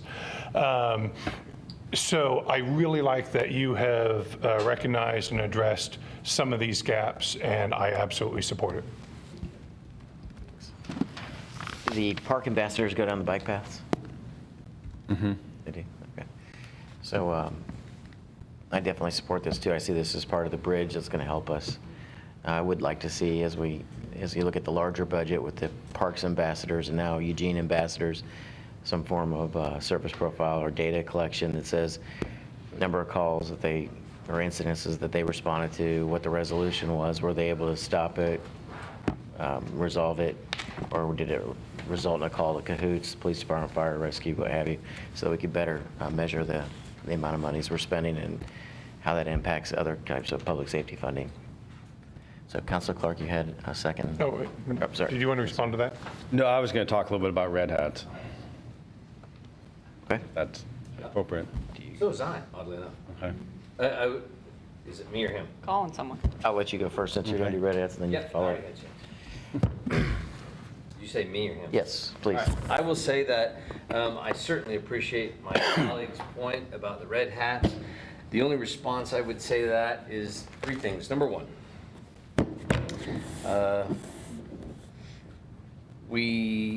I'm in making this amendment, when I do, it is in direct response to downtown business owners. And I would agree with Emily that anything that we can be doing because of the nature of the public safety problem downtown right now, anything that we can do, even what I would consider like this to be half measures to more appropriate police presence downtown, is worth doing in order to give them some confidence that we understand the nature of the problem and that we're acting on it in some way. Number two, I would say that, although I'm not a public safety officer and I'm not 100% sure of this, I'm reasonably sure that if, hypothetically, our friend Josh here had someone illegally camping in front of his house in a large camper for 4 or 5 days, and he called the police and said, someone's illegally camping on the street in front of my house, that a private employee would show up and give that person the alternatives to camping illegally in front of his house. I believe St. Vincent de Paul's employees would be the ones to respond in that moment first, rather than police. Perhaps I'm wrong about that, and I can be corrected, but I believe I'm right. We use private employees to respond to those type of situations frequently, and to good effect. And then from my perspective, the red hats would be similar if restored to previous levels. And unlike what I did with the city attorney, I will not call on any police officers or our downtown sergeant, for example, to respond to whether or not extra eyes on the street looking and seeing things and being able to inform them of what's going on downtown would be helpful, but I suspect that it might be. So I would encourage my colleagues to support the idea. Yeah, just a little contrary, but not significant. But I would, Red Hats actually perform a great service. They do a lot of good work. We do have a couple of things that I think would raise some red hats for us, concerns for us. One, we don't train and manage them, so that's true. And so some of it is a little bit around alignment with sort of the broader intent of the city's downtown operations. And so what I might suggest is that if you want to put extra dollars towards that kind of security, maybe it's just towards security, and then what the chief would do, because I think he would like security that we actually train and manage, so it can be better integrated into the overall sense of things. And it could be red hats, but it could be something else differently than red hats. What's that? I'm flexible. And so if it doesn't say red hats, if it says whatever that kind of a security kind of a piece does, then again, it provides some flexibility to actually have alignment training, management that works in concert with the whole system. And it could be Red Hats, but it could be something else that works in concert with that. Okay. That would be my thinking on that. How would hypothetically someone make such an amendment? What words would they use to capture what you just said? If it were, you could say allocate 100,000 for this and whatever monies you wanted to do towards additional security kinds of things, and which then we would manage through that. You can do it as a separate motion, or if you want to put it into the same, I don't know what people But if want it's to do. accepted as a friendly, then we're there already. I can't put out a friendly. Well, we're It's not, actually we haven't has made to do motions that. yet either, so, you know, when we get there, we'll get there. Do you want me to respond to the red cap? Please. thing, or should I wait?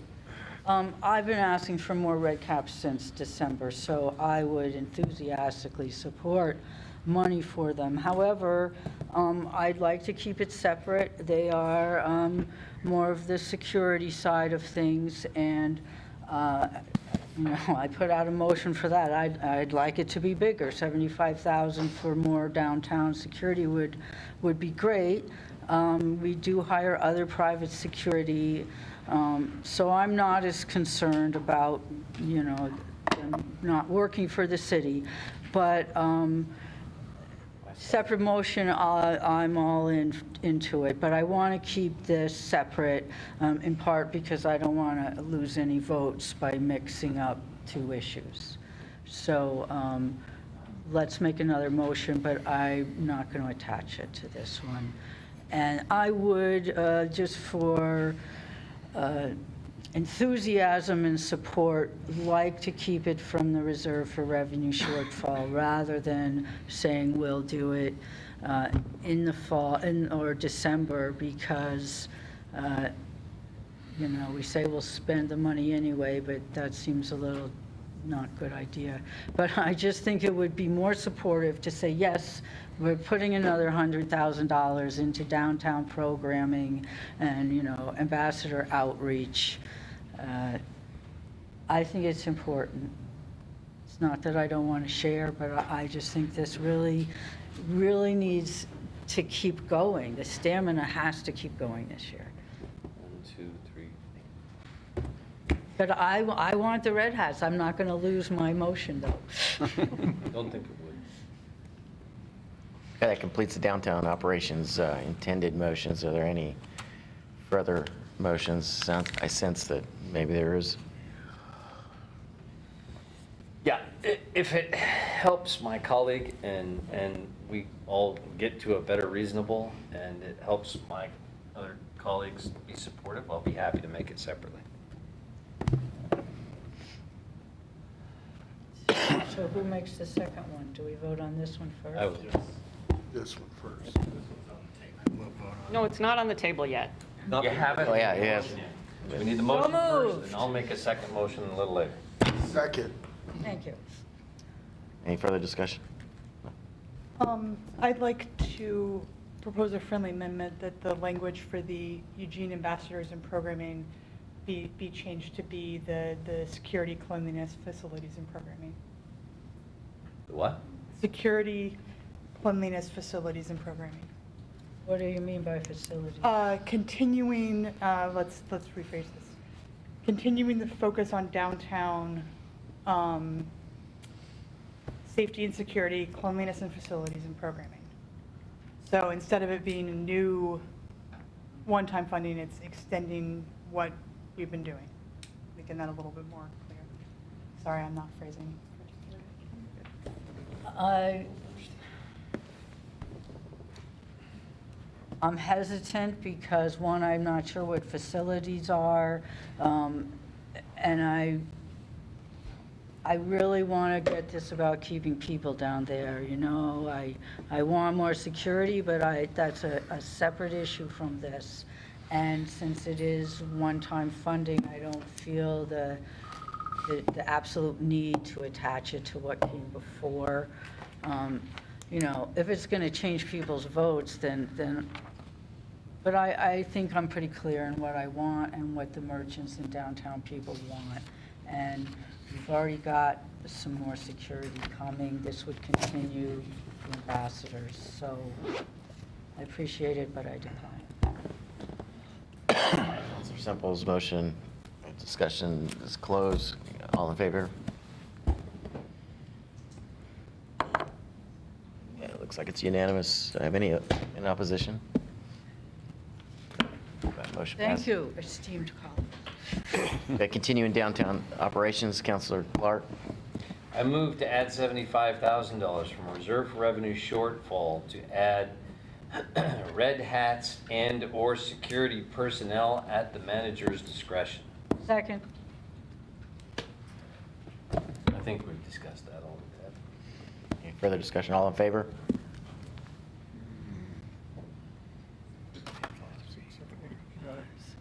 We have 8. The motion's approved.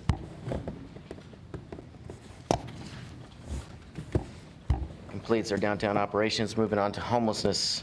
Councilor Semple. Can we get a break? We're going to tackle this one, and then we'll take a break. How about that? Move to recommend that the city council allocate $60,000 in one-time funding to support the expanded car camping program. Funds to come from the reserve for revenue shortfall. There's really nothing in the budget directly about homelessness, except never remember this, the big county HSC. And I got some information. It funds a lot of things, some of which I don't know what they are. It does include some Dusk to Dawn and I think Egan. We didn't really add any beds last year, a little bit to Dusk to Dawn. The rest stops are stagnant. And people are constantly suggesting we need to do more for homelessness. I'm among them. This is from the UNAS. Car camping is quick and cheap. It may not be the best in the long run, but if you have a car and you have a place to park it, and there's a porta potty and a garbage can, it's going to be better than parking in neighborhoods, which then get people calling the police and St. Vinny's to come deal with it. And there's sanitation issues and garbage issues, and no, it wouldn't keep everybody out of the neighborhoods, but I think it would make a difference. I think it would ease the stress level of both the people in the cars and the people whose streets the cars are on. So I know we've got another motion coming to homelessness, and of course I support everything.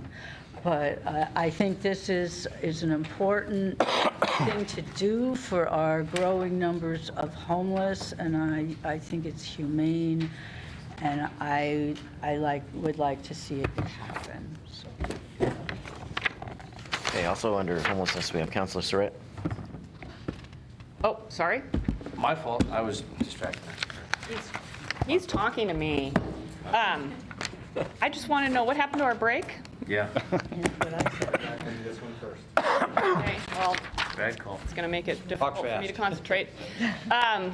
So my intended motion has to do specifically with the Dusk Till Dawn program, which is a one-time, is not funded on an ongoing basis. So this is not to start a new site, but to continue the operations we had at the site this past year. So move to recommend that the City Council allocate one-time funding in the amount of $200,823. More or less. For the operations of the Dusk Till Dawn program, which including the addition of 1 FTE housing navigator to assist Dusk Till Dawn participants in accessing permanent housing. Funds to come from the reserve for excess local marijuana tax revenue.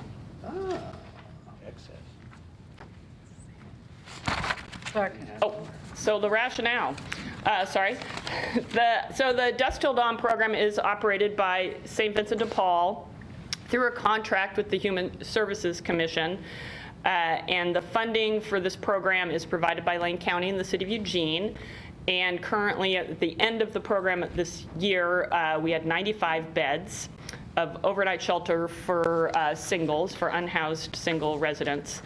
And this would run from November 1st through March 31st. I apologize, I believe it's 7 days a week, but I'm not positive about that. Last winter, 233 individuals were served by the program, and the funding requested will provide for the continuation of 10 additional beds that we were able to add in this last supplemental budget with some funds that the city manager found. This amount is $38,318 over what we contributed to the program last year. So some of that's to pay for the additional beds, and some of that is to fund the FTE for the Housing Navigator. And that is to add value to the whole program so that folks aren't just coming to throw down a cot for the night, but they're actually then getting connected with services and hopefully finding a pathway out of homelessness. Can I just ask for a clarifying question real quick? So my understanding is the FTE, this would fund half of an FTE who works for the county. I believe the FTE will be working for St. Vincent de Paul. Okay, is that? That's what I've okay. understood. Okay, so there would be we would fund a half an FTE, not the whole thing. Councilor Clark is chortling behind me. And I would say the distinction between this and the red hats is they are not patrolling our downtown streets and being mistaken for City of Eugene employees. So I was just curious. This is a St. Vincent de Paul employee that Yes. we're potentially. So we would be directing our funding to help support some of that FTE. Okay.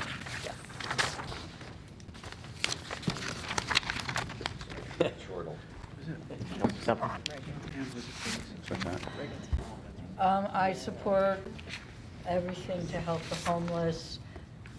It's a real lot of money compared to some other things. I'm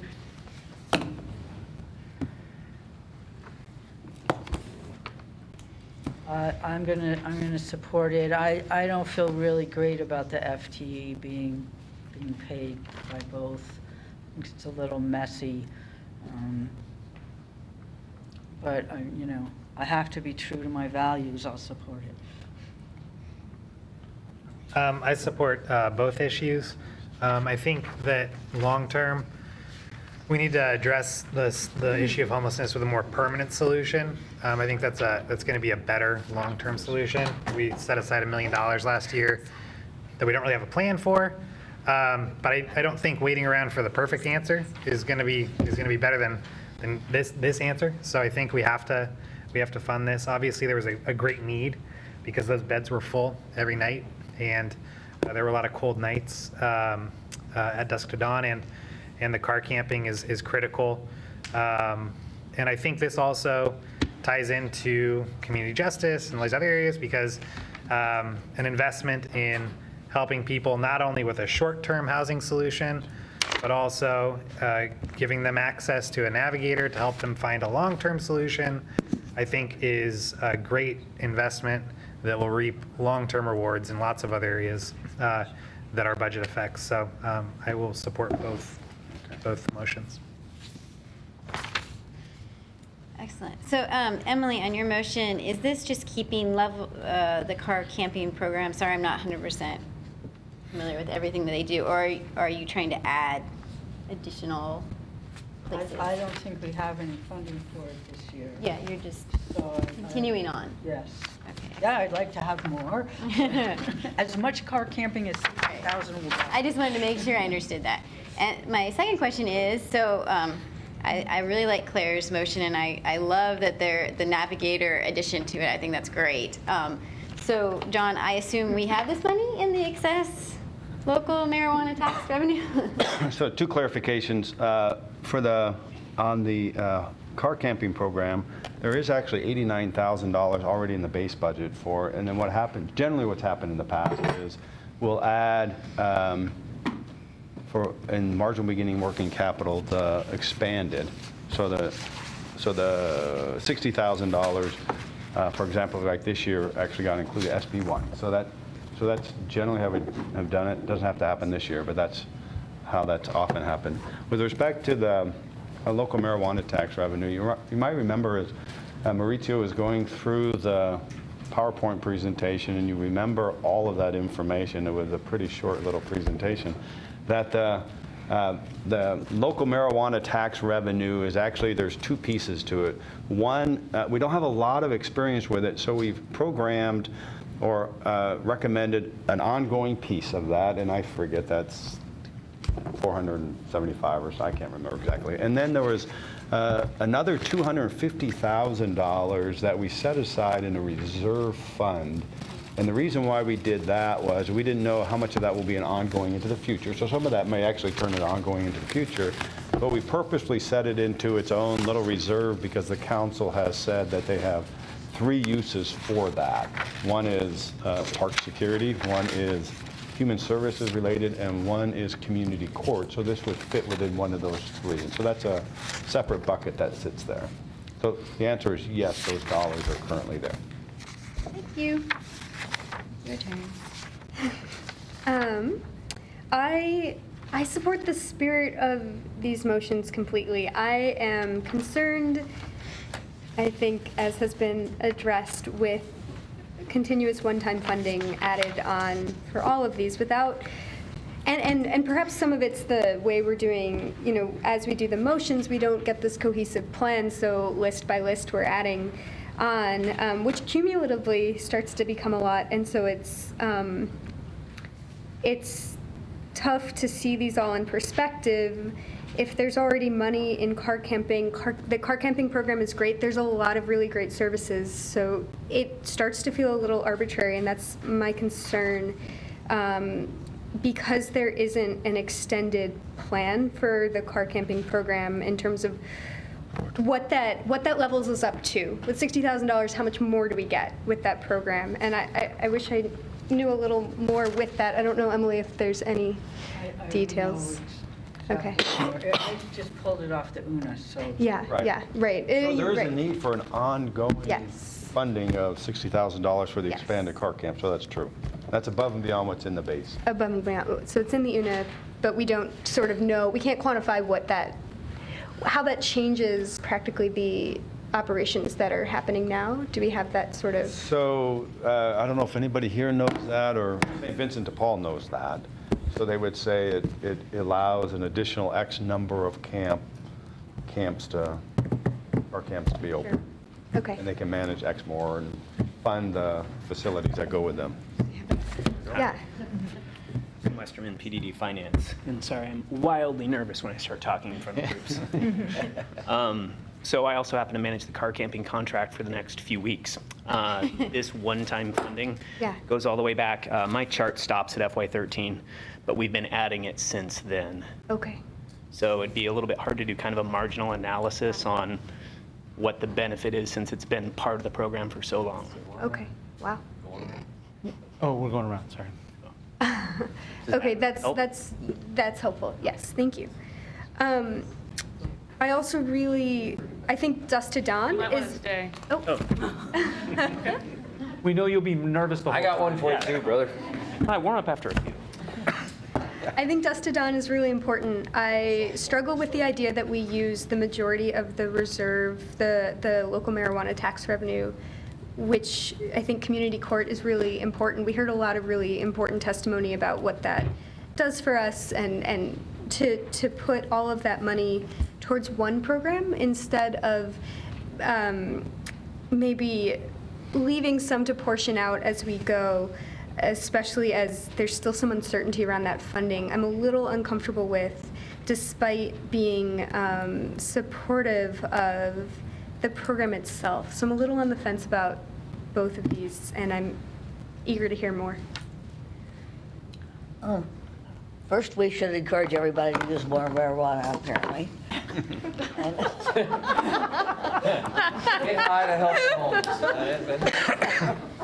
Betty said it. I still think we should put more money, focus on a shelter, both for the sake of the people who need shelter and for the sake of the people who don't like people sleeping on the streets.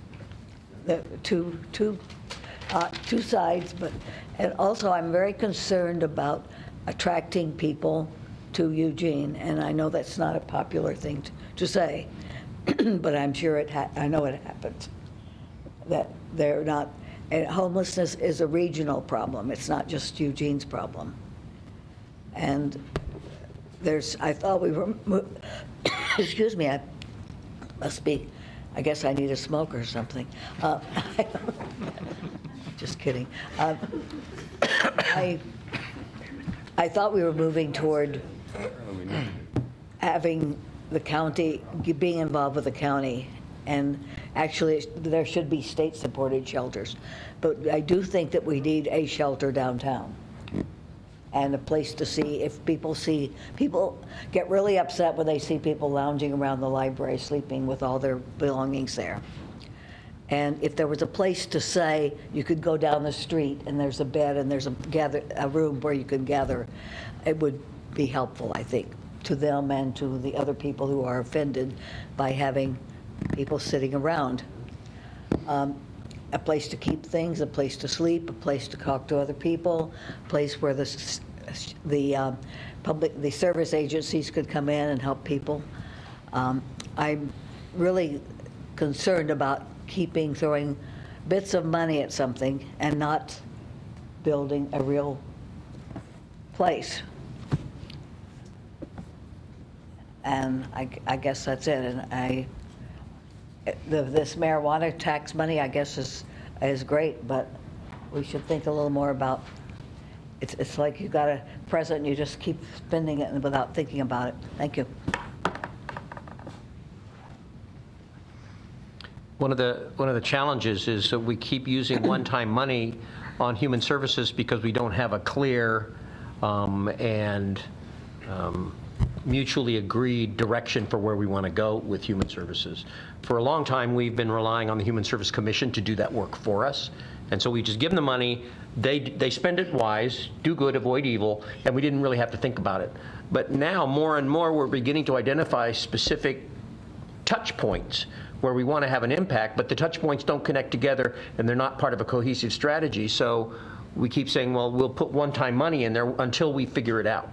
And it's been very challenging to figure it out. I can remember serving many years ago on a subcommittee with Councilor Ortiz and Councilor Farr, and we talked about human services and what would be the cohesive strategy and what might we fund it. And that PowerPoint is somewhere, I don't know where, it's probably collecting dust. Because we never can figure out exactly what we want to do. It's even come up in this budget committee. So I'm fully supportive of continuing to provide one-time money to accomplish specific outcomes, but it still leaves me hungry for a cohesive, consistent, clear, ongoing strategy for how we're going to deal with human services. And I'm not saying put a committee back together again, because once again, you put committees together and they talk and nothing ever happens. But we need some sort of a solution here that doesn't keep involving one-time money. So I'll support this, even as it makes me itch and scratch and feel hungry. I agree with Beth. Yes, I agree about the shelter for all the reasons she said. I have an idea for that. We'll talk about it later, I'm sure. Not in this budget year.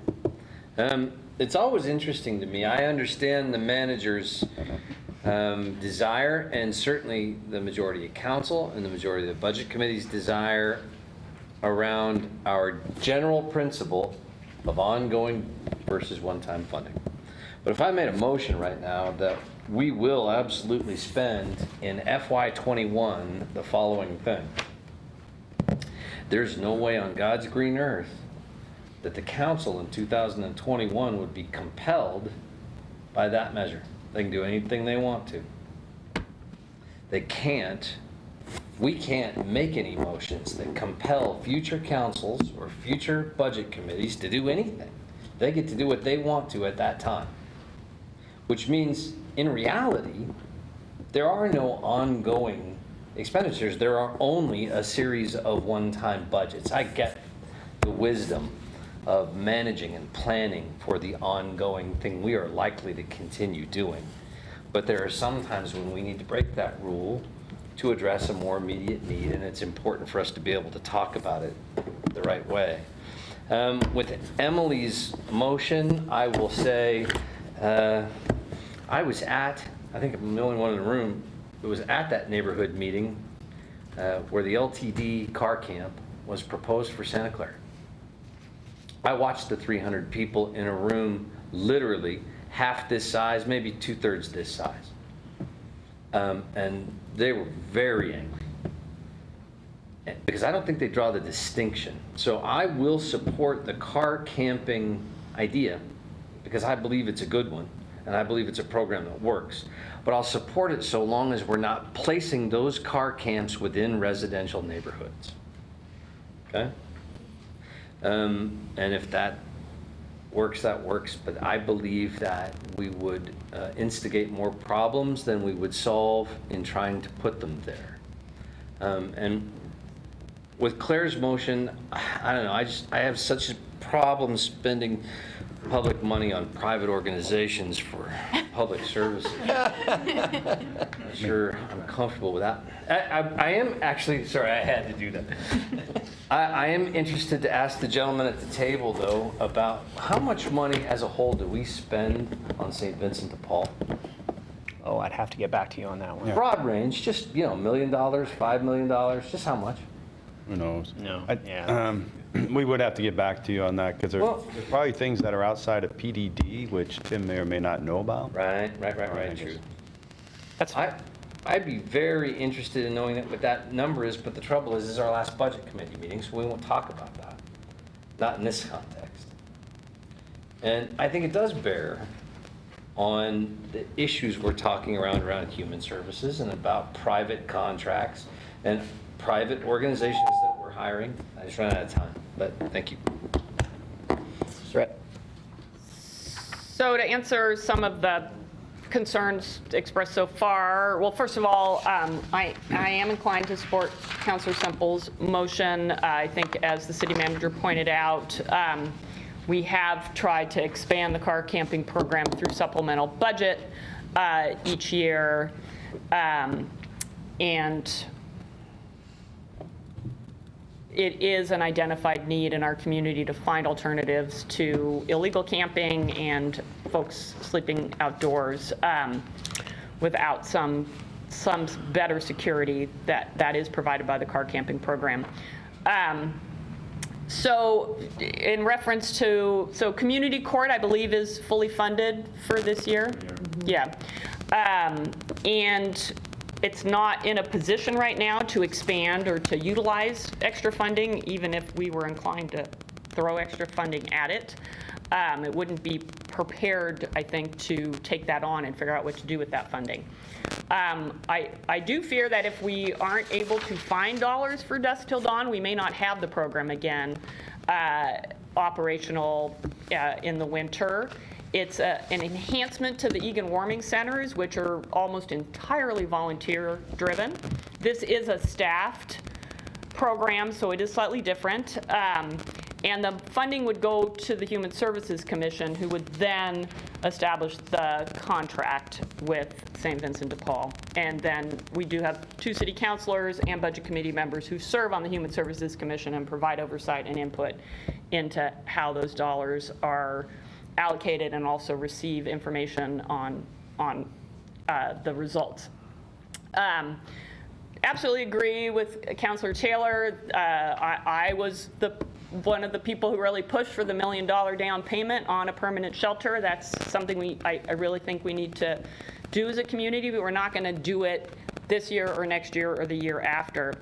And I think Councilor Pryor spoke to the fact that we're kind of still approaching some of our emergency shelter needs in this one-time fashion because we have not developed a comprehensive strategy. And so we are kind of left to lump along with the one-times. And lastly, I'll say, I believe of all the one-time funding items that are being proposed today, this is a one-time funding item that has a nexus to a direct funding source that's already been identified as council as one of the priority things to use that funding for. So, thank you. Thank you. I feel like I'm sitting between us and our break, so I'll try to go fast. I really appreciate both these motions. They're incredibly important. They're to help people who are vulnerable and have no other options. We should just say it that way. That this is a really big deal. I really appreciate what Chris said about lacking a clear overall strategy. That makes all of this conversation uncomfortable. And sort of not, it gives us less of a compass to fly by. You mentioned marginal analysis. I would take average analysis.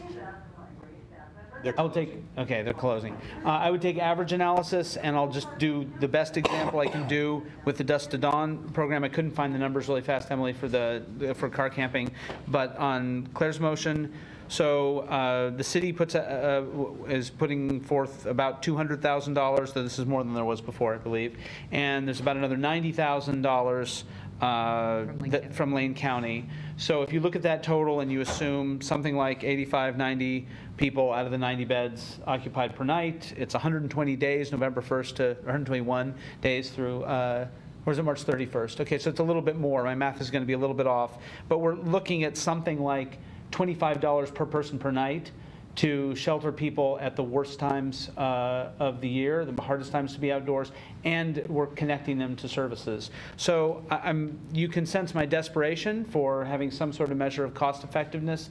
That feels incredibly cost effective, even if we're spending, if you look at the number of people served, something like $800 or $900 per person over that entire period. People who know what this looks like for regular clients of the police department or cahoots, that is chicken scratch compared to what we pay for people who are back in the system regularly. So that feels extremely cost effective. I would happily support the car camping motion if we can just hustle together those numbers to have some frame of reference. What do you think? $12.95 a person a year. Well, you just made me look bad. There's no need to show off. That's great. Okay. Okay. No, but that's great. $12.95 per person. Okay, thank you. I appreciate that. Okay. But that's per person per year for the car camping. Okay, then I would support that as well. All right. And if you want to add, you can have my last 35 seconds if you need to add to my math. It was pretty rough. Okay, thanks. Jill. I will support Councilor Semple's motion and also Councilor Surratt's motion as it's coming from the excess local marijuana tax revenue and it's been an identified priority. I would really encourage City Council to create a comprehensive plan for the homelessness. To Councilor Taylor's point, and it sounds like it's shared around the room, for having a homeless shelter and again a place to direct people. And so I would encourage that to happen as soon as possible rather than piecemealing it and using one-time funds, which again, it sounds like it's a habit. I mean, I know it's a habit. These are people in need and the cost benefit is very, very good. So it seems to me that that efforts could be made to make a comprehensive strategy moving forward. Thank you. Liza? Oh, okay. Good.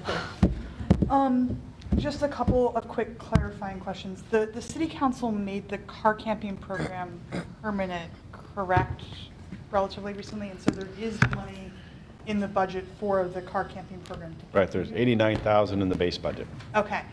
There is not money in the budget to continue this funding for Dusk to Dawn. That's one of the things that was on the one-time limited duration funding that was removed, correct?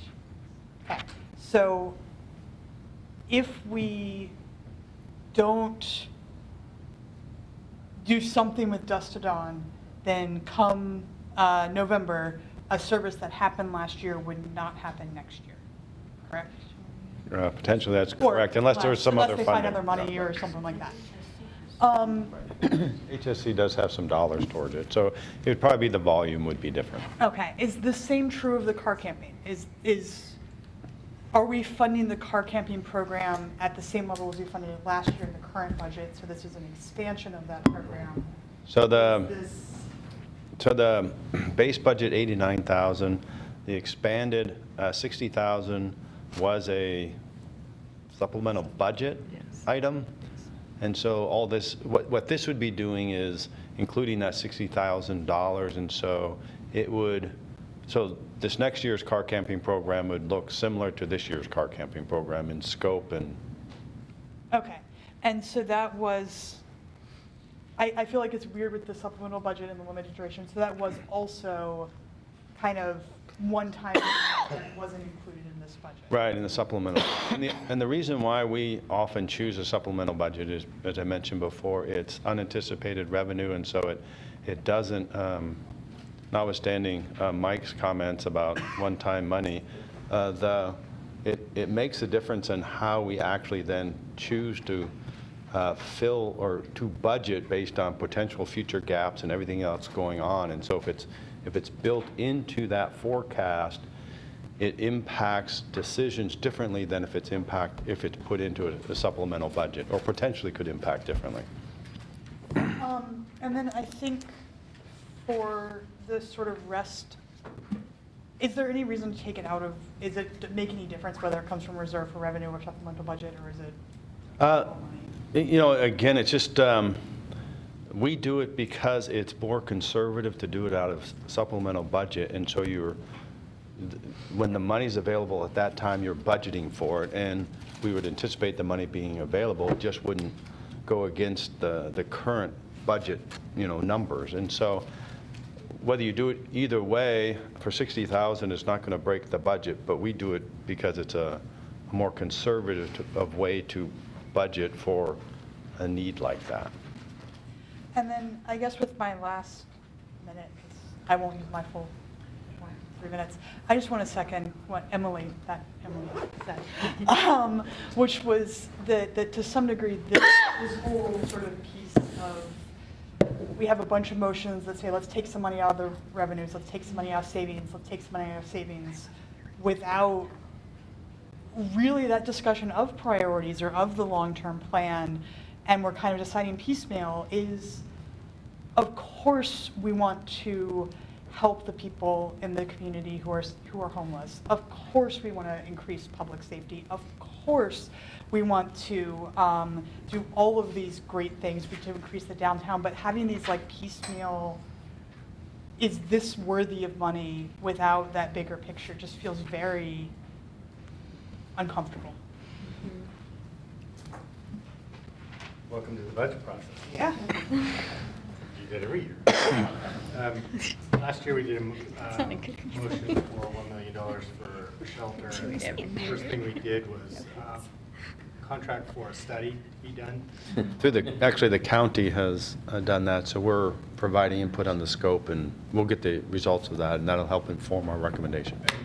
And so that includes more than just the shelter. It also includes our other homeless services and their cost of. Yeah, I don't recall the whole scope of their particular study, but it's more than just a shelter. And we hired some firm. And when are we going to see that? I think it's the fall. I think it's the fall, too. Yeah. And what was the total cost of that? I don't know, the county. I don't remember. County off the top of my did it. head. We'd have to find out. The county got almost 50,000 from the state. They just hired like 3-4 weeks ago the company to do it.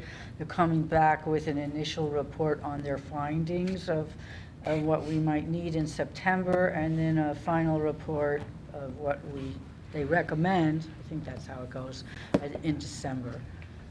So it'll be 1.5 years before we have direction as to what we might want to do with that $1 million.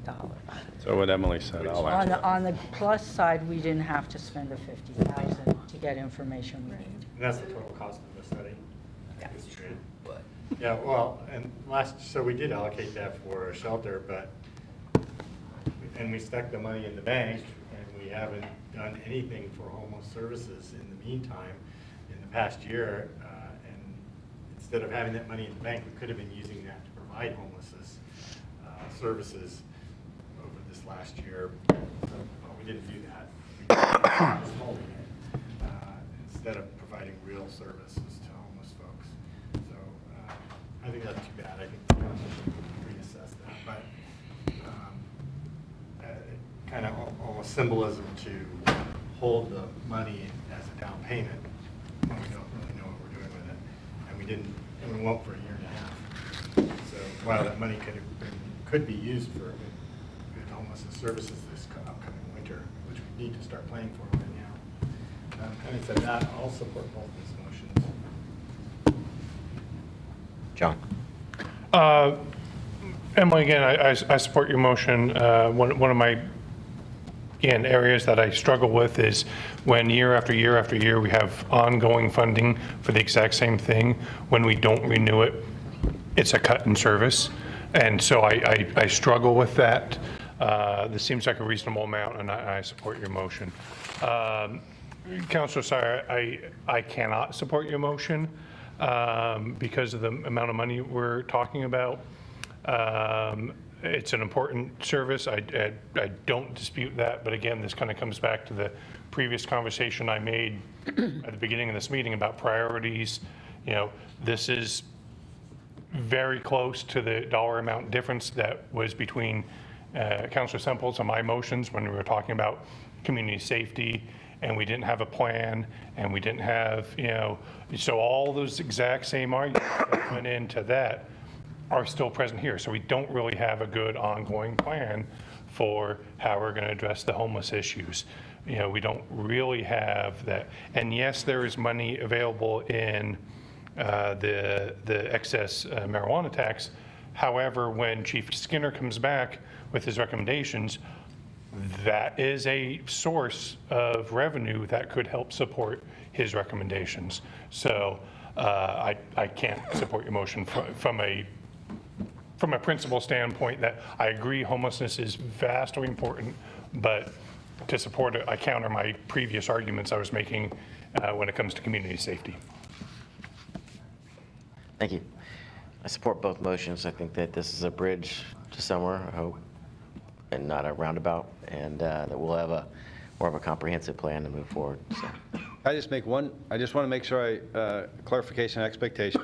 The comment was made about car camping in residential areas. Car campings do occur in residential areas, and so they would continue to be in whatever is the current program for car camping that's been in 20 plus years. That will continue to be that service area. So I just wanted to clarify that, make sure there weren't some. One comment about that. I would like it to not be in neighborhoods also, but at least it would be in a spot in a neighborhood rather than, you know they were supposed to be there instead of just random cars on the street. So I'm hoping that it would alleviate a little bit of that distress of having. In which neighborhoods? All neighborhoods. I don't know if you have homeless campers on your streets, but I do. My question was the official program. Where does it operate in residential? Oh, that, I don't know. Thank you. Go ahead. It's basically derivative of ordinance, so it outlines the criteria by which you could have someone car camp on your property. So if you're a residential, you meet the qualifications of access to bathroom, access to sanitation, and other things like that, then you are allowed to have that. As far as before. Oh, okay. Good idea. As far as city sites are concerned, there are only 5 out of 57. So the rest of them are on private property, predominantly business, but in some cases in residential areas.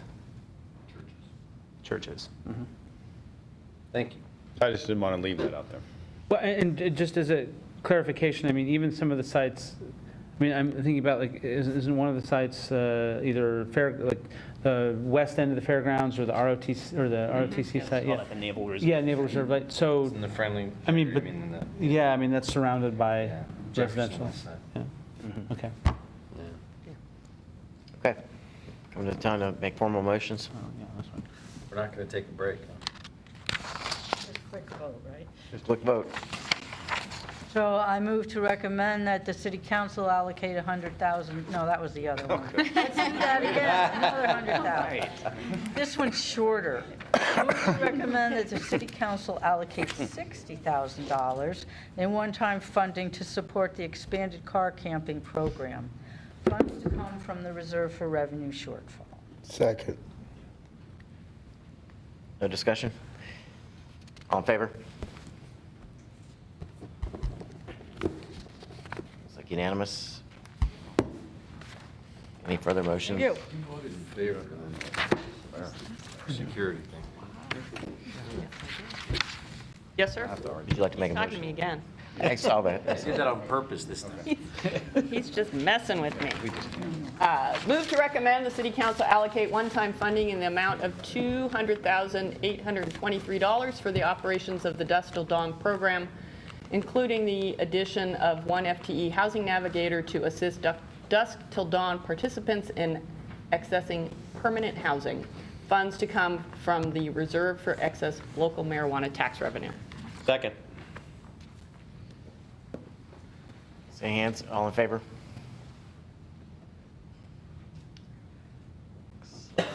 Okay. And one oppose? Two oppose, three oppose. Counselor Clark, Counselor Taylor. No, I was in He was in favor. favor. I was Oh, you were in favor. I was just talking again, sorry. Two Can't sit us oppose. next to each other at the next Two meeting. oppose. Keep those two apart. You're going to get a timeout. Oppose. Oh, Betty okay, and couldn't see it. John. I'd seen Claire's hand, I'm like, you're against your own motion? I think we have a well-deserved break ahead of us. Let's take 10 minutes. Thank you. 3-minute break.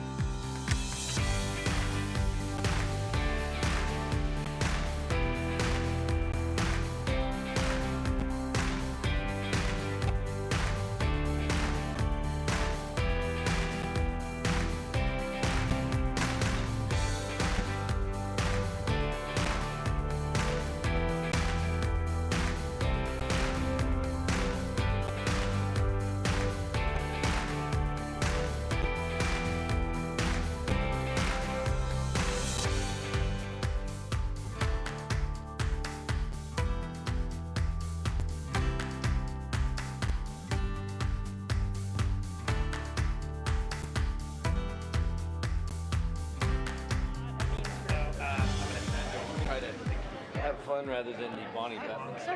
That's ready to go again.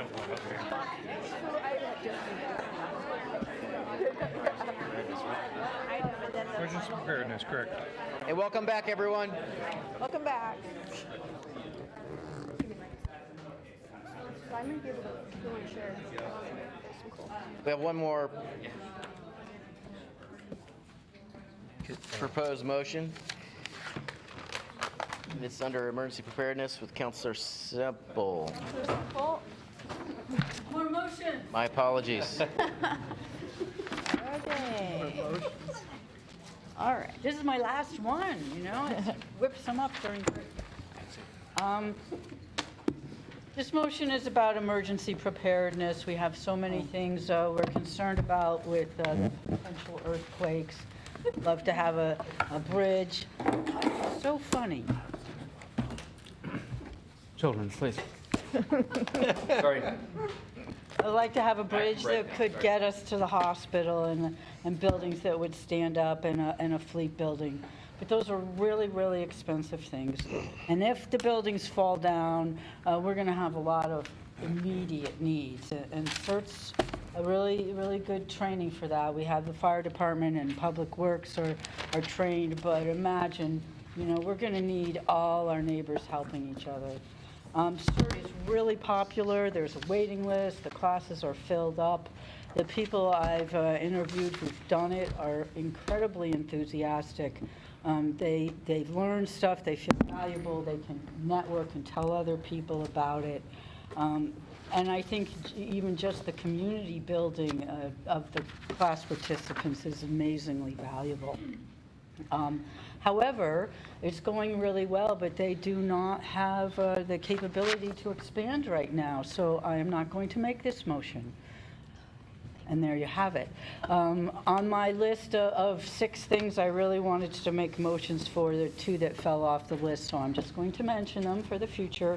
One is another FTE to coordinate our homeless issues. We have Reagan, but it's not ongoing, and I think that's become a very ongoing problem, so I would like us to fund that. It's on the UNA. And the other one, Friends of Trees spoke to it, and it was on my list. I've said in council, we do not have a current forestry plan. With our CRO, we need to be doing more of that. A conference I went to in Charlotte in the fall, and I wish I could remember the exact year, but their aim is 50% foliage cover for the city. Maybe 30, but I think it's sooner than that. And they're just planting trees everywhere. It's phenomenal. So we need to pay more attention to our street trees. Friends of Trees is doing a great job. More trees in the future. So thank you. I'm done making motions for the day. Yeah. So we have no further motions tonight that have been proposed earlier, or any other intended motions that anyone wants to make? Okay. We have 2. Move in second. Sorry, I'm interrupting. Should I make a little amendment? No, I'm sorry. Never mind. There is some money for trees in the budget, just not enough. Okay, so she withdrew it. Okay, we have 2 more recommended or motion we need to approve tonight in the City of Eugene's budget. All right, so I move that the Budget Committee recommend to the City of Eugene City Council the FY19 budget for the City of Eugene that consists of the city manager's proposed FY19 budget that has been modified to implement the Parks and Recreation Bond, ballot measure 20289, and levy, ballot measure 20288, approved in the May 15th, 2018 election, including the updated property tax levies and/or rates, amended to reflect the appropriations for prior year encumbrances and prior year capital projects with the following amendments. The motion as submitted and approved by Councilor Semple for Community Justice. The downtown operations motion by Councilor Semple. The downtown operations motion from Councilor Clark. The homelessness motion from Councilor Semple. The homelessness motion submitted by Councilor Syret.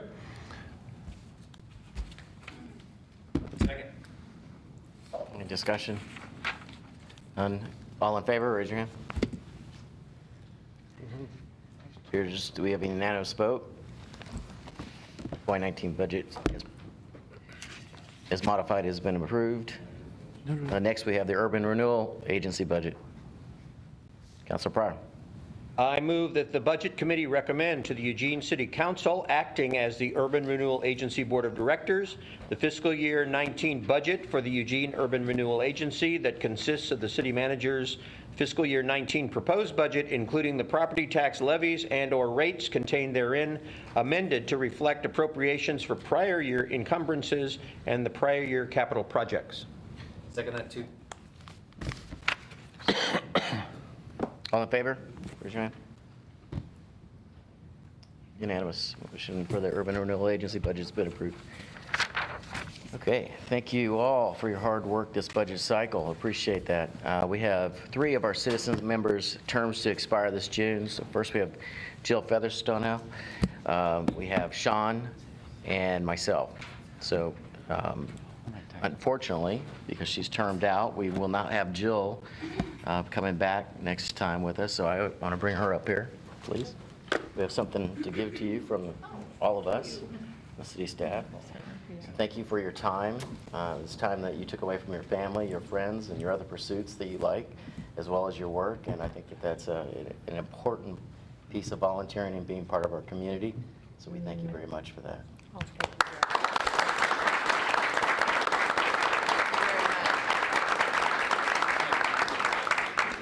So I'd just like to thank everyone. It's just been a privilege to get to know everyone and learn about city government. And I first started this because I thought, what would be the best way to learn about the town I live in?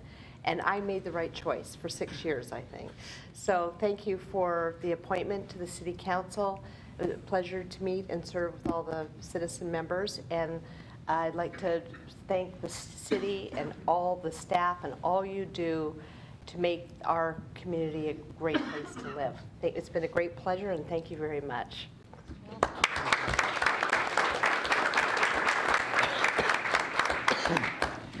So Shaun and I have been nominated for the city council to be reappointed. We'll find out at the June 25th council meeting. So after tonight, we'll be reconvening the smaller budget committee piece for the service profiles in the fall. So I want to say thank you all for your hard work, your voice in support of the budget and the pieces that you feel are important. And I think it added greatly to what we did tonight. And thank you to city staff for all your hard work, gathering all the information. It's immeasurable, the amount of work that you do behind the scenes to support us during this budget process. And so thank you for that. Scott, if I could mention, this is Sue Kutcha-George's last budget with us. As you know, she's retiring at the end of June, and from my perspective, she was a primary architect of sort of our whole fiscal management, particularly as we work through the recession, and has done just a yeoman's work. So I'd just like to recognize her for fabulous work.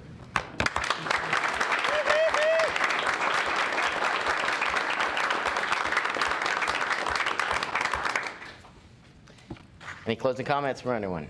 Thank you, Scott, for being our leader.